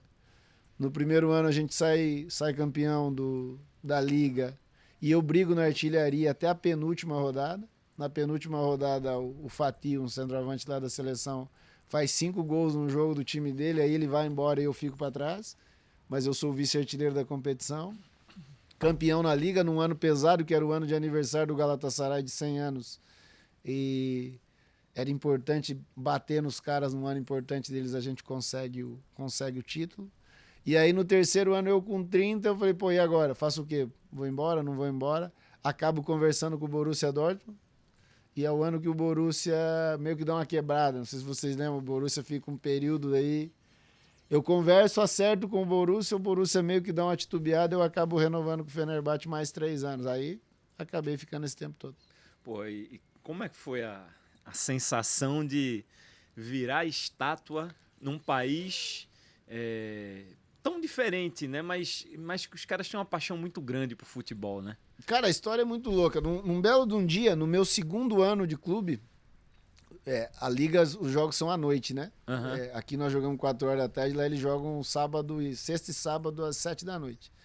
Então entramos para aquecer, estamos ali mexendo no movimento para aquecer, o estádio apaga a luz. O estádio apaga a luz e joga um holofote na boca do nosso túnel. Aí eu brincava com os caras, deve estar chegando alguém importante. Nisso entra um senhor, pequenininho, tipo 78 anos mais ou menos assim, caminhando. Aí eu pergunto pro capitão do time, quem é? Aí ele falou assim, esse cara chama Lefter. Ele é considerado o maior jogador da história do clube. Eu falei, pô, que legal. E o estádio veio abaixo a hora que ele entrou. Uhum. Aí eu falei pros caras, pro diretor, né? Eu falei, eu quero conhecer esse senhor aí. Aí quando acabou o jogo, eu fui atrás do senhor. Os caras, não, ele é muito velho, não dá pra ele ficar, tá frio e tal. Ele foi pra casa. Eu falei, tá bom, passou. Eu não conheci naquele dia. Mas eu continuei insistindo, eu quero conhecer aquele senhor, ele é o maior jogador da história do clube. E eu trazia muito isso comigo, né? Porque eu cresci no Curitiba, no meio dos considerados maiores jogadores da história do clube. Molequinho, eu tava no meio deles. Quando eu vou pro Palmeiras, um cara que me protegeu muito no Palmeiras foi Ademir da Guia. Me protegia, os caras batiam em mim, ele me abraçava e me protegia. Eu vou pro Cruzeiro, quem me protege é Tostão e Dirceu Lopes, os caras meio que me abraçam. No Flamengo, no pouco tempo que eu queria porque queria conhecer o Zico. Falei, pô, tô aqui, eu tenho que conhecer esse cara. Aí num belo de um dia veio isso já tinha passado quase 2 anos, eu já estava no meu 2º ano do contrato. Tinham inaugurado a estátua dele. Eu falei, pô, aquele senhor, ele é fera mesmo. Os caras fizeram a estátua dele numa praça. Uma homenagem linda, né, pô? E, pô, legal que ele é um senhor, ele tá vendo isso vivo, né? Vai poder participar, a família vai participar. Aí veio um convite. Falou, Alex, o Lefter quer que você vá na casa dele almoçar.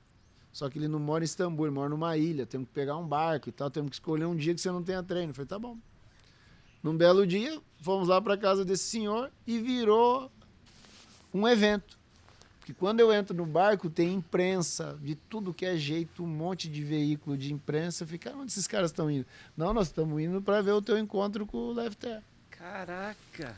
Aí chegamos, tava todo o palco armado e tal, e eu sento com o senhor e começamos a conversar, e ele começa a contar a história dele, eu conto a história do Brasil. Aí ele contou que tinha jogado na Fiorentina na época com com jogadores brasileiros e tal, e fica esse bate-papo. Quando acaba, que abre para a imprensa, ele sai com a história de que o maior jogador da história do clube não era ele, era eu. Que ele tinha jogado numa época remota e eu jogava no futebol moderno, e que, puta, se ele tinha moral que ele tinha, eu tinha que ter a mesma moral que ele. Pô, que homenagem bonita que ele Falei, te pô, fez, legal, cara. só que ele me deu um pipinaço, né, pra resolver. Ele me deu uma responsabilidade que não era minha, né? E criou-se um problema, porque a vaidade dos outros que não ouviam aquilo não superava o elogio que aquele senhor tinha me dado. E era o senhor que eu tinha visto a primeira vez, eu tava vendo o cara.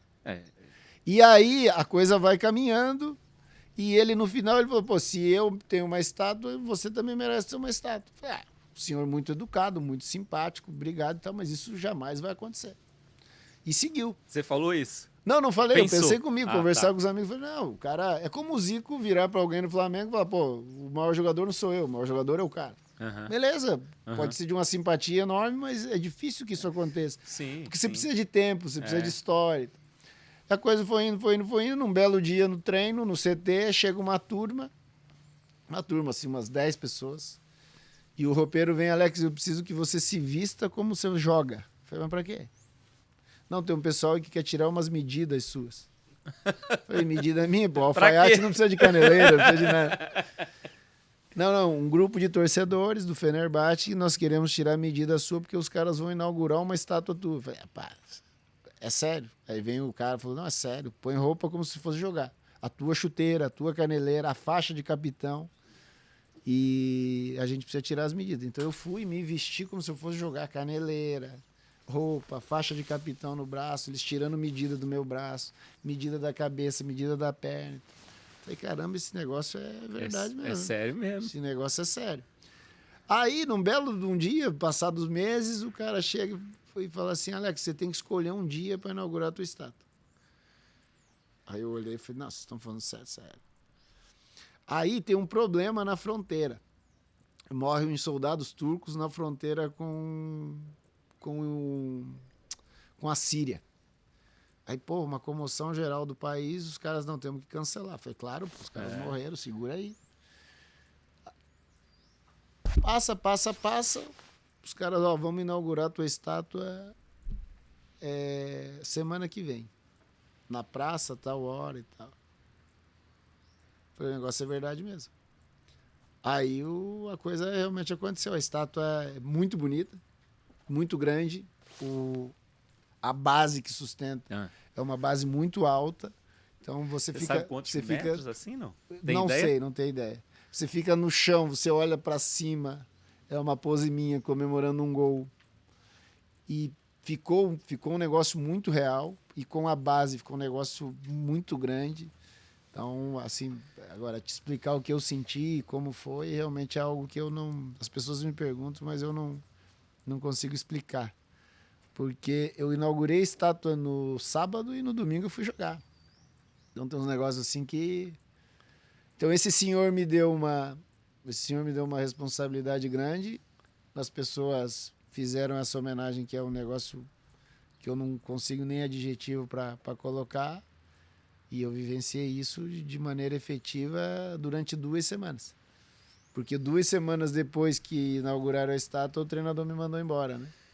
Então, assim, as sensações, as emoções foram muito grandes em um período muito curto. Pô, e assim, né? É como você disse.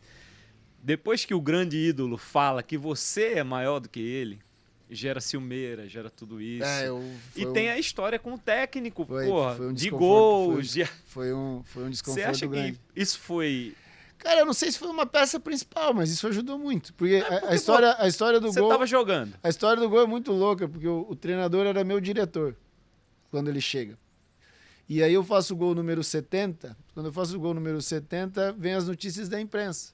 Alex acaba de se tornar o maior artilheiro da história do clube. Totalmente normal, é uma notícia, foi dada a notícia. Até aquele momento eu nunca tive interesse em saber dos números. Quando a imprensa deu, eu falei, opa, agora eu quero saber quem são os caras, aonde eu posso chegar nessa história. E aí quando eu fiz o gol 70, eu era o número 20 e tantos da lista. Eu falei, cara, me arranja a lista. O primeiro da lista é esse senhor da estátua, 400 e lá vai cacetada de gol. E eu brincava com ele, jamais vou pegar o senhor nem que eu jogue um tempão. E ele me cutucava, mas aqui dá para chegar. 7, 8, que ali era tipo 220 gols. Na tua média você chega aqui. Se você jogar a vida inteira aqui no Fenerbahçe, você chega. E nisso ele era o diretor. Então, pô, fazia um gol, eu passava um cara que era histórico no clube. Tipo, os números vão... Acontece isso claro. muito no Brasil. Sim, sim. Por exemplo, esse pessoal da turma do Palmeiras agora. Os caras vão bater todos os números. Eu era artilheiro do Palmeiras até esses dias. O Rony passou, o Veiga passou e vão passando, porque os caras estão muito tempo no clube e estão fazendo números espetaculares. E comigo ia acontecendo. Passou fulano, passou... E ele era diretor, ele, pô, mais um gol, legal pra caramba. Mais um gol, legal pra caramba. E tal. Passa esse ano, ele vira treinador do time. Aí tem uma coisa que é muito legal. Nós chegamos num ano, o ano que o clube foi campeão com com um jogador fazendo mais gols, tinha sido com ele em 90 e pouco. Eu chego no último jogo, faltando 5 gols para empatar com ele. Penúltimo jogo, tinha 2 jogos para fazer 6 gols. O que os caras imaginam? Jamais vai acontecer. 6 gols em jogos decisivos, reta final de liga, é 6-0 para nós, o jogo em casa, eu faço 5 gols. Só faltava um. Faço 5 gols. Vamos pro jogo decisivo, saiu uma falta no início do segundo tempo, o Christian, o Baroni, que jogou aqui no Corinthians, no Flamengo, ele falou, concentra que vai ser o gol do título. Eu ainda brinquei com ele, falei, pode me abraçar que eu não vou errar. Eu não vou errar esse gol, pode ficar tranquilo. E eu tufo de falta, gol. Passa o número de gol dele e é o gol que encaminha pro título. Depois a gente ainda faz mais 2 gols e acaba sendo campeão. Então as coisas foram acontecendo de um jeito muito louco. E a estátua inaugura, 2 semanas depois o treinador me manda embora. Mas como que ele me manda embora? Nós jogamos num sábado, jogo normal, ele me tira no intervalo, normal, o treinador me tira. Até aí tudo bem. Normal, o treinador tira. Nós voltamos pro segundo tempo, a gente perde o jogo 2-0 e chega no final do jogo, aquela coisa de diretoria, entra xingando no vestiário, que daquele jeito não dá pra ser, e eu tô sentado. O diretor falou pra mim assim, pô, você não tem nada pra falar? Eu falei, cara, é a 3ª, 4ª vez que vocês fazem a mesma coisa, que o treinador vai largar, que vai sair. Eu falei, cara, isso é um problema de vocês, nós perdemos o jogo, temos que trabalhar e é início de liga, tem um tempão ainda pra jogar. Como que funcionava na Turquia? Você jogava, no dia seguinte de manhã você treinava e era folga. No dia seguinte eu treinei, saí de folga, voltei na semana para iniciar a semana para treinar. Quando eu vou, vem o roupeiro todo constrangido. Imagina, o roupeiro é meu roupeiro há 8 anos e meio, sou capitão do time dele há 8 anos. Ele, Alex, o diretor pediu para passar na sala dele. Eu falei, tá bom, vamos lá. Fui na sala do diretor, o treinador quer falar com você. Falei, tá bom. Só não estou entendendo porque essa coisa toda, né? Se o treinador quer falar comigo, fala direto. Quando eu entro na sala dele, ele dá bom dia e fala assim, ó, a partir de hoje você treina com os juniores. Falei, mas eu treino com os juniores por quê? Desde que eu me conheço por gente, um cara só pode ser afastado por um ato de indisciplina. Eu não tive nenhum. Eu estou 8 anos e meio dentro desse clube e eu cumpri com todas as minhas obrigações e eu não tive ato de indisciplina nenhum. Ah, você questiona muita coisa. Eu falei, óbvio, eu tenho 35 anos, sou capitão desse time aqui, eu quero que esse time melhore. E vou seguir questionando, mas respeitando a hierarquia, respeitando o teu trabalho. Agora, pedir para eu ficar quietinho vendo coisas que eu não concordo, isso eu não vou fazer. Né? Mas eu também não vou armar confusão, nada disso aqui. Falei, você me deixou 1 ano na reserva, eu fiquei quietinho ali. Só que se 1 ano de reserva eu entrava, eu fui artilheiro do teu time e fizemos o time ser campeão. Desse jeito. E eu nunca te atrapalhei. Aí ele, não tem mais discussão, você treina com os juniores. Eu falei, com os juniores eu não treino. Não vou treinar com os juniores. Ah, então passa a ser do presidente. Eu falei, beleza, eu converso com o presidente, mas com os juniores eu não treino. Isso era de manhã. À tarde, eu vou me encontrar com o presidente olha para mim e fala assim... Ou você treina com os juniores ou você vai embora, porque é do jeito que o treinador quer. Eu falei, então eu vou embora. Ele, então você volta aqui amanhã pra gente rescindir. Eu falei, não volto aqui amanhã. Pode chamar o jurídico que eu vou rescindir agora. porque eles deram uma trucada achando que eu ia dar uma segurada. Eu falei, chama o jurídico. Mas pô, você tem contrato? Eu falei, não quero receber nada não. Nós estamos no fim de setembro, você me paga setembro, eu abro mão do que eu tenho. Eu tinha mais 6 meses de contrato. Estava conversando sobre renovar o contrato. Pago o que me deve esse mês, eu pego as minhas coisas e vou embora. Chamou o jurídico bateu a rescisão, assinei a rescisão, vou pro Twitter, agradeço a torcida, conto a história e vou para casa. Aí explodiu a bomba. Aí foram dias. Agora me diga aí, como é o nome desse danado desse treinador? O treinador chama Ikuto Kojama. Aí o cara provoca uma guerra dentro do clube, né? Um problema imenso. Na verdade, e a torcida vai lá pra tua casa te apoiar. Vai pra minha casa, vai pra casa dele, vai pra casa do presidente, vai pra escola, porque eu saí de um capitão no sábado pra ser mandado embora na terça. E hoje nós estamos em 2022, talvez perguntar pra ele, não sabe por que me mandou embora. É uma decisão...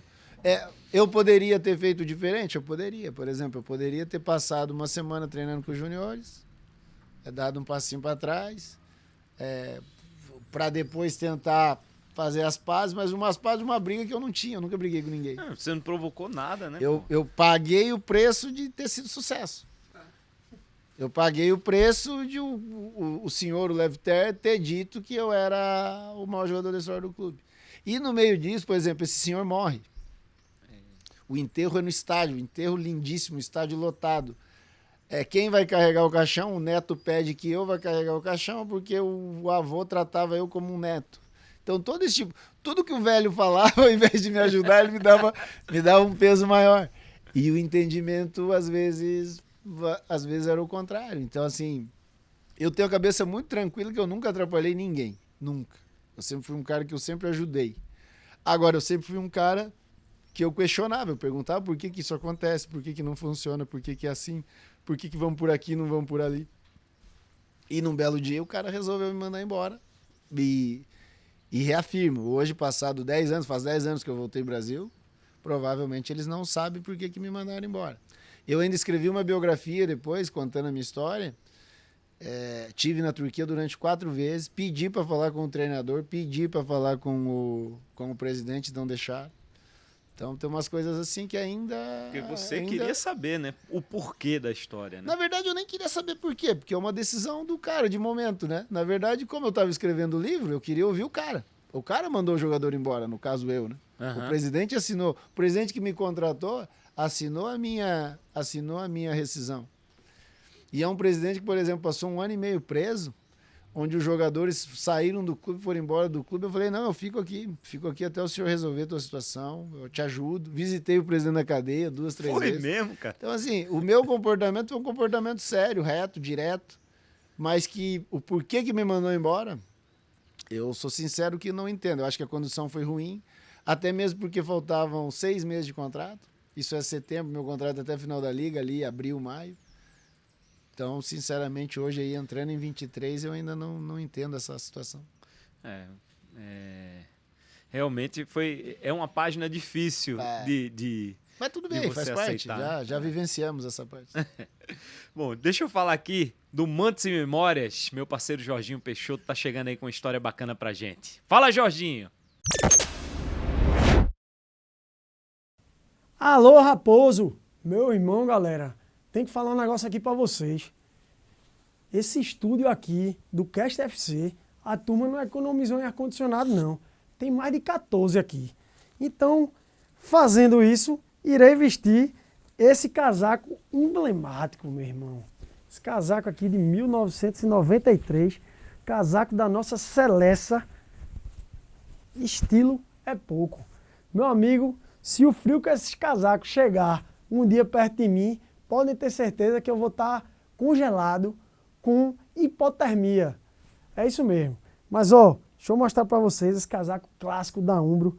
Como vocês podem ver aqui, a marca da Umbro grandona, a marca da CBF aqui também, ainda com as 3 estrelas. Não tínhamos sido campeões ainda nesse momento. E esse brasãozão atrás que, porra, dispensa comentário. Esse brasão, eu vou dizer o que é para vocês. É o seguinte, esse casaco eu gosto de ir para a Copa do Mundo e botar ele no aeroporto. Porque quando a gente chega em qualquer lugar do mundo com esse casaco, é o seguinte, meu amigo, Você aí, argentino, alemão, italiano, holandês, espanhol, você, olhe de baixo para cima. Quando você vê esse escudo, você respira fundo, pensa no que vai falar, porque, meu amigo, a gente é muito maior do que você. Então é isso. Vou estar lá, vou chegar no Catar com esse casaco aqui, viu, Raposo? Se prepara aí, galera, que esse frio vai chegar. Valeu, Jorginho Peixoto. Tá aqui com o Alex. Pedir sempre para você se inscrever aqui no nosso canal, participar sempre com a gente, ativar aí o sininho, dar o joinha, dar o like para que esse conteúdo chegue para mais pessoas. E como é que foi? Eu acredito que depois que você sai, né, depois desse problema lá na Turquia, você tinha algumas coisas em mente e tinha também algumas propostas, naturalmente, porque você, estava jogando no alto nível já, né, há muito tempo. Como é que foi escolher voltar pro Coxa? Como é que foi voltar pro Brasil? Cara, foi difícil. Foi difícil porque eu saí corrido da Turquia, né? Então, de repente, eu falava com a minha família de comprar uma casa na Turquia, de renovar o contrato e, de repente, eu sou mandado embora. Então, foram dias bem difíceis, bem complicados. E é muito louco porque, na época, minha filha mais velha tinha 8. Eu tinha do meio com 6 e um menino com 2. Então, pro menino era uma festa, ele achava que estava no estádio, a casa dele cheia de gente na frente, cantando música de estádio, uns xingando o presidente, outros xingando o treinador. A mais velha entendia tudo, porque estava numa escola turca, então ela falava o idioma perfeito. A do meio assustadíssima com aquilo que estava acontecendo, entrando na alfabetização, não entendia tudo que estava sendo falado, não entendia o contexto daquilo.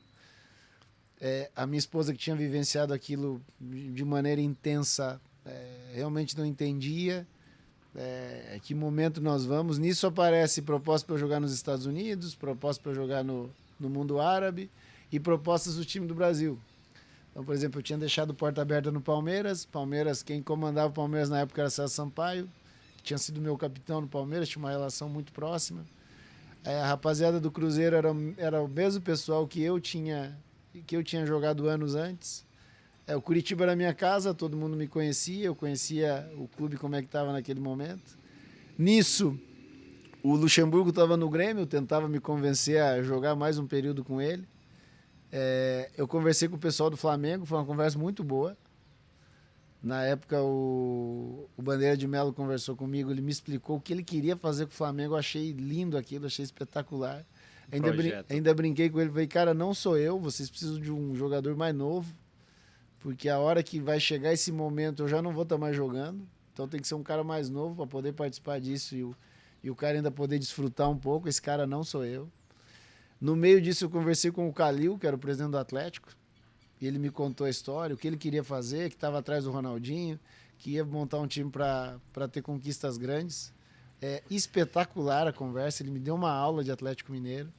Me deu uma aula de jogadores que tinham tido história no Cruzeiro e depois jogaram no Atlético. Ou o contrário, tinha história no Atlético e depois jogaram no Cruzeiro. Que eu dizia para ele que eu não queria abrir muito a mão da minha história com o Cruzeiro, que tinha sido muito legal para de repente jogar no Atlético. E depois tudo aquilo que ele me falou acabou acontecendo com o Atlético. O Atlético é campeão da América, é campeão da Copa do Brasil. O Ronaldo acaba indo. Sim. Então realmente a história foi linda. E eu olhei muito mais por um contexto familiar. Eu tô com 3 crianças pequenas, nunca viveram no Brasil, vão ser estrangeiros no Brasil, porque a minha mais velha saiu do Brasil com 3 meses. De novo, que é uma coisa que ninguém olha na carreira do Os jogador. outros 2 nasceram lá também, nasceram os 2 lá. filhos. O menino nasceu em Curitiba, mas porque era um período de férias, né? Ele nasceu Tá. em julho, que era um período de férias lá. E uma coisa, quando a gente fala de futebol, é que a gente olha muito pro que acontece dentro do campo e pouco pro que acontece fora dele. Como vive a tua família, como vive o teu contexto familiar. E eu me preocupei muito com isso. Falei, eu tô com 35, vou assinar 2 anos. E com 37 eu vejo que eu faço, se eu paro, se eu jogo mais um pouquinho. E aí acabo descartando as outras ofertas. Ofertas por sinais que me assustaram. Eu Por falei, que assim? porque era um nível financeiro muito grande, né? É um nível assim que eu falava, cara, não é possível que o futebol brasileiro esteja pagando isso. de repente, você até, né, meio que associado àquele movimento que vocês criaram, do bom senso Mas e tal. isso depois, né? Isso acontece depois. Mas eu digo assim, Mas eu ficava pensando... em relação ao risco de não receber, né? Pintou essa desconfiança, não? Nem pensei nisso. O que me assustava mesmo era o nível financeiro das ofertas. Eu falei, cara, não é possível que um jogador de futebol ganhe tanto dinheiro assim. Tanto que, por exemplo, quando eu assino com o Curitiba, que também era um belíssimo de um contrato, a nível de Curitiba era um belíssimo de um contrato, era, por exemplo, 3 vezes mais do que o Cruzeiro me pagaria. Aí quando eu vejo anos depois, por exemplo, aconteceu o que aconteceu com o Cruzeiro, eu entendo perfeitamente ter acontecido aquilo. Uhum. Porque o nível de oferta era assim, se eu pensasse no dinheiro, eu não teria ido para o Curitiba. Porque o Curitiba era a menor oferta das que eu tinha recebido naquele momento. Mas o meu pensamento era muito mais assim, um contexto familiar e um desejo meu que era o seguinte, eu quero jogar no meu clube num nível de estar jogando bem ainda. Um nível de poder ajudar. E foi o que eu consegui fazer. 2013, 2014 eu joguei num bom nível. Eu joguei no nível dos melhores jogadores que disputavam o Campeonato Brasileiro naquela época. E quando eu resolvo parar devido a isso. Eu olhava e falava, cara, não tem muito mais o que eu fazer, porque eu já não mexo mais com o sentimento dos jogadores. Porque uma coisa que me deu um empurrão para eu parar de jogar bola era o jovem jogador do Curitiba na época. Vou te dar um exemplo. O Zé Rafael, que hoje é uma referência no Palmeiras, ele era um jovem jogador daquele time. E eu conversava muito com o Zé, falava, Zé, do jeito que você tá indo, com 23 você para de jogar. Porque o teu nível de desejo é muito baixo. Mas ainda dá tempo. Dá para você melhorar. E ele se deu conta, melhorou. Putz, hoje tem uma carreira muito boa. Mas antes do Palmeiras ele fez isso no Londrina, ele fez isso no Bahia. Então o Zé foi um menino que se deu conta. Muitos daqueles meninos da época talvez hoje estejam por aí contando história, porque achavam aquilo que a gente conversou há pouco. O nível contratual era bom, o nível de exigência era pequeno. E aí eu coloco uma coisa na minha cabeça. Eu falo, antes que as pessoas me parem, eu vou parar. Mas eu vou parar jogando num bom nível. E uma coisa que pegava muito é que eu era da casa, eu era jogador do Curitiba, eu sou um cidadão de Curitiba, sou sócio do Curitiba. Então eu conhecia todas as pessoas e eu via as coisas que estavam acontecendo no clube. Vou parar por aqui, já deu para mim. Então eu encerro em 2014 de uma maneira bem tranquila, consciente que eu podia jogar mais um pouquinho. Um nível físico bom, sempre me cuidei, não tinha grandes problemas, tinha problemas naturais do dia a dia. Mas no contexto geral todo me causava muito estresse ver que o meu desejo de 37 era maior do que o dos meninos. E vendo algumas coisas acontecer em clube que eu falei, pô, é melhor eu ir para casa, descansar, ficar um pouquinho em casa. Como que é assim, por exemplo? É como mentira atrás de mentira. Por exemplo, a gente tinha 3, 4 meses de salário atrasado e as pessoas tratavam como se estivesse tudo normal. Aí a criação do bom senso na época era em cima disso. Eu, por exemplo, eu lembro de uma história que envolve um clube do Recife, envolve o Náutico. O Náutico não pagava os jogadores em 2013. E na época jogava o Martinez, que era um amigo meu da época do Cruzeiro. Ele falou, não, o Náutico realmente não está pagando e nós vamos parar. Se vocês pesquisarem lá em 2013, o Náutico para num tempo. E eu viro pro Martinez e falei, cara, eu vou parar aqui também em solidariedade a vocês. E fui falar com o presidente. Falei, presidente, nós vamos parar. O presidente falou, vocês estão no direito de vocês. O cara que paga o salário. Vocês estão no direito de vocês podem parar. Mas eu vou pôr o time de sub-17 para jogar. Porque eu tenho um acordo para cumprir e eu não posso parar. Aí eu dei risada, o senhor tem acordo para cumprir do lado de lá e tem acordo para cumprir do lado de cá. Do lado de lá o senhor quer cumprir, do lado de cá o senhor não quer cumprir. Então, na época, nós não paramos porque o próprio Náutico, os jogadores do Náutico entraram num acerto com a diretoria, com a própria diretoria do Náutico e acabaram seguindo jogando. Salvo engano, o Náutico cai em 2013, né? Então, que é o período esse do bom senso, que a gente discutiu de muita gente, de muitas situações. Então, essas coisas iam meio que tirando aquela situação de, tipo, eu vou treinar, eu vou jogar, eu vou viajar e tal. E o que me incomodava não era o salário estar atrasado. O que me incomodava era dizer que estava tudo normal, porque não estava tudo normal. Então isso me incomodava um pouquinho. E aí, e também por esse desejo de parar, se, porra, eu podia fazer mais um pouquinho. Mas parou na alta, né? Como se diz, vamos né? parar... Em alto nível. Eu falava muito com os amigos que assim, os caras diziam assim, eu quero parar com as pessoas dizendo assim, um pouquinho de vaidade também, que nesse momento me ajudava, que é o seguinte, porra, ainda dava para jogar um pouquinho, dava, mas eu já não quero mais. Então eu acho que eu parei numa hora legal. Ô Alex, pra gente terminar, eu não podia deixar de te perguntar isso, né? Como é que foi? Você já disse aqui que foi pro Flamengo por causa do Zico, queria conhecer o Zico, a história e tal. E como... A gente entrevistou o Zico, né? E o Zico é muito, pô, o maior ídolo do Chiquinho, né? E o Chiquinho se emocionou conversando com ele. Como é que foi trabalhar com o Zico? O Zico ser teu treinador? 6 meses para me adaptar. Por quê? Porque eu olhava o Zico. Não, é sério. Isso que o Chiquinho teve com ele, eu tive durante 6 meses. 6 meses, você ia pro treino, ficava olhando. O Zico me chama um dia e fala assim, Alex, o Zico me fez capitão do time. Você vai ser o novo capitão do time. Eu preciso alterar algumas coisas em você, no seu comportamento, vou te ajudar no dia a dia. Só que ele tava falando comigo, eu tava assim. E aí nisso, fomos treinando, e todo gol que eu fazia, eu já não corria mais pro torcedor, eu queria abraçar o Zico. Até um dia desse eu postei uma foto, você corre para abraçar o teu treinador. Eu falei, pô, você é muito louco. Aí teve um dia, nós fomos jogar na Bélgica, começou um papo de que a diretoria estava chateada com o Zico, mas isso início, um mês mais ou menos do Zico. Aí eu falei, pô, vou fazer um gol e vou abraçar o Zico. Porque eu era um moleque que eu olhava, por exemplo, o brasileiro de 87, o Zico já meio balhadaço com aquele joelho dele. Porra. E, pô, o Zico acha o Renato, o Zico acha o Bebeto, o Zico acha o Zinho, o Zico acha o Leonardo. Fala, pô, o Zico não vai me achar nunca, mas eu vou achar o Zico. Vou fazer o gol, vou abraçar esse cara. E como que isso foi quebrado? Na Turquia, às vezes dava uma folga maior pro Natal e Réveillon, às vezes dava uma folga menor. Dependia muito de como a federação organizava a tabela. E nesse ano a federação deu uma folga menor, pôs jogos da Copa no início de janeiro. Então a gente não pôde voltar pro Brasil para Natal e Réveillon, nós fizemos lá Natal e Réveillon. E o que o Zico fez? Agradabilíssimo que é e super simpático que é, ele foi na casa de um por um na noite do Réveillon. Caramba, sério? E eu já tava ficando agoniado na minha casa. Porque, pô, já tinha dado 1 hora e nada do Zico chegar. Todos os jogadores? Todos os jogadores brasileiros. Dos brasileiros, tá.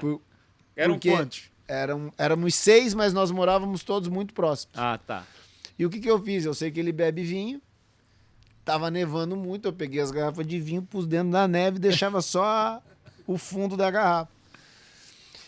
E aonde eu digo que eu já quebrou essa situação do Zico ídolo. O Zico tá sentado tomando um vinho dele, a minha filha era uma garotinha, pequenininha, devia ter 3 anos e pouco. Ela vem, senta no colo do Zico e começa a brincar com o Zico. E acaba o vinho do Zico, acaba. Quando acaba o vinho do Zico, a minha mulher vira pro Zico e fala assim, pô, você não é mais visita, você pode fazer o que você quiser. Pô, eu vejo o Zico com a minha filha no colo aqui, abrindo geladeira, indo lá na neve, pegando vinho na neve. Eu falei, pô, esse cara aí vai virar meu amigo. Mas foi difícil. Foram 6, Porque assim, hoje quando eu comento do Zico com essa molecada que eu treino, eles não... Talvez o grande nome hoje seja o Neymar. Mas não sei se o Neymar causa neles o que o Zico causava em mim. O que o Zico causava na nossa geração. Porque, por exemplo, isso que o Chiquinho falou que ele chorou, eu também chorei.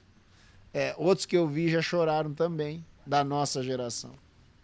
Então, por exemplo, nós vimos de pertinho, assim, no Maracanã, nós vimos o Romário num momento absurdo. Eu joguei com o Romário, assim, pertinho. Eu joguei com o Ronaldo, assim, ou contra ou a favor, pertinho.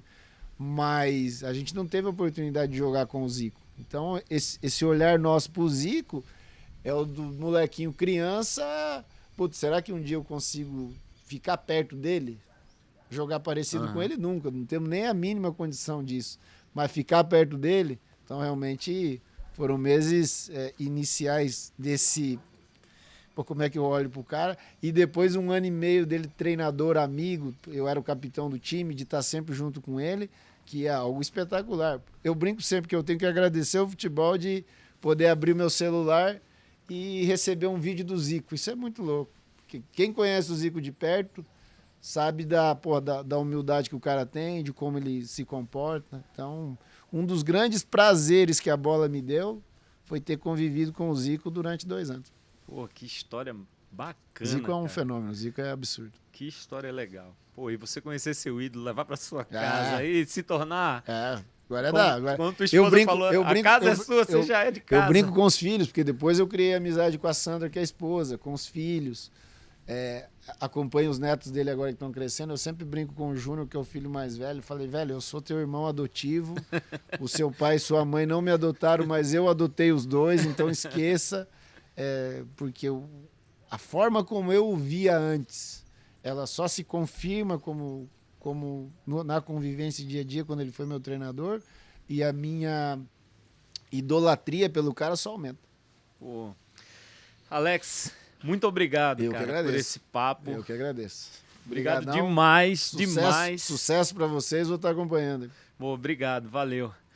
Galera, Alex aí no Cash FC, se inscreve no canal, deixa teu like, se inscreve aí, ativa as notificações, divulga esse conteúdo para que mais gente tenha acesso, mais pessoas possam assistir.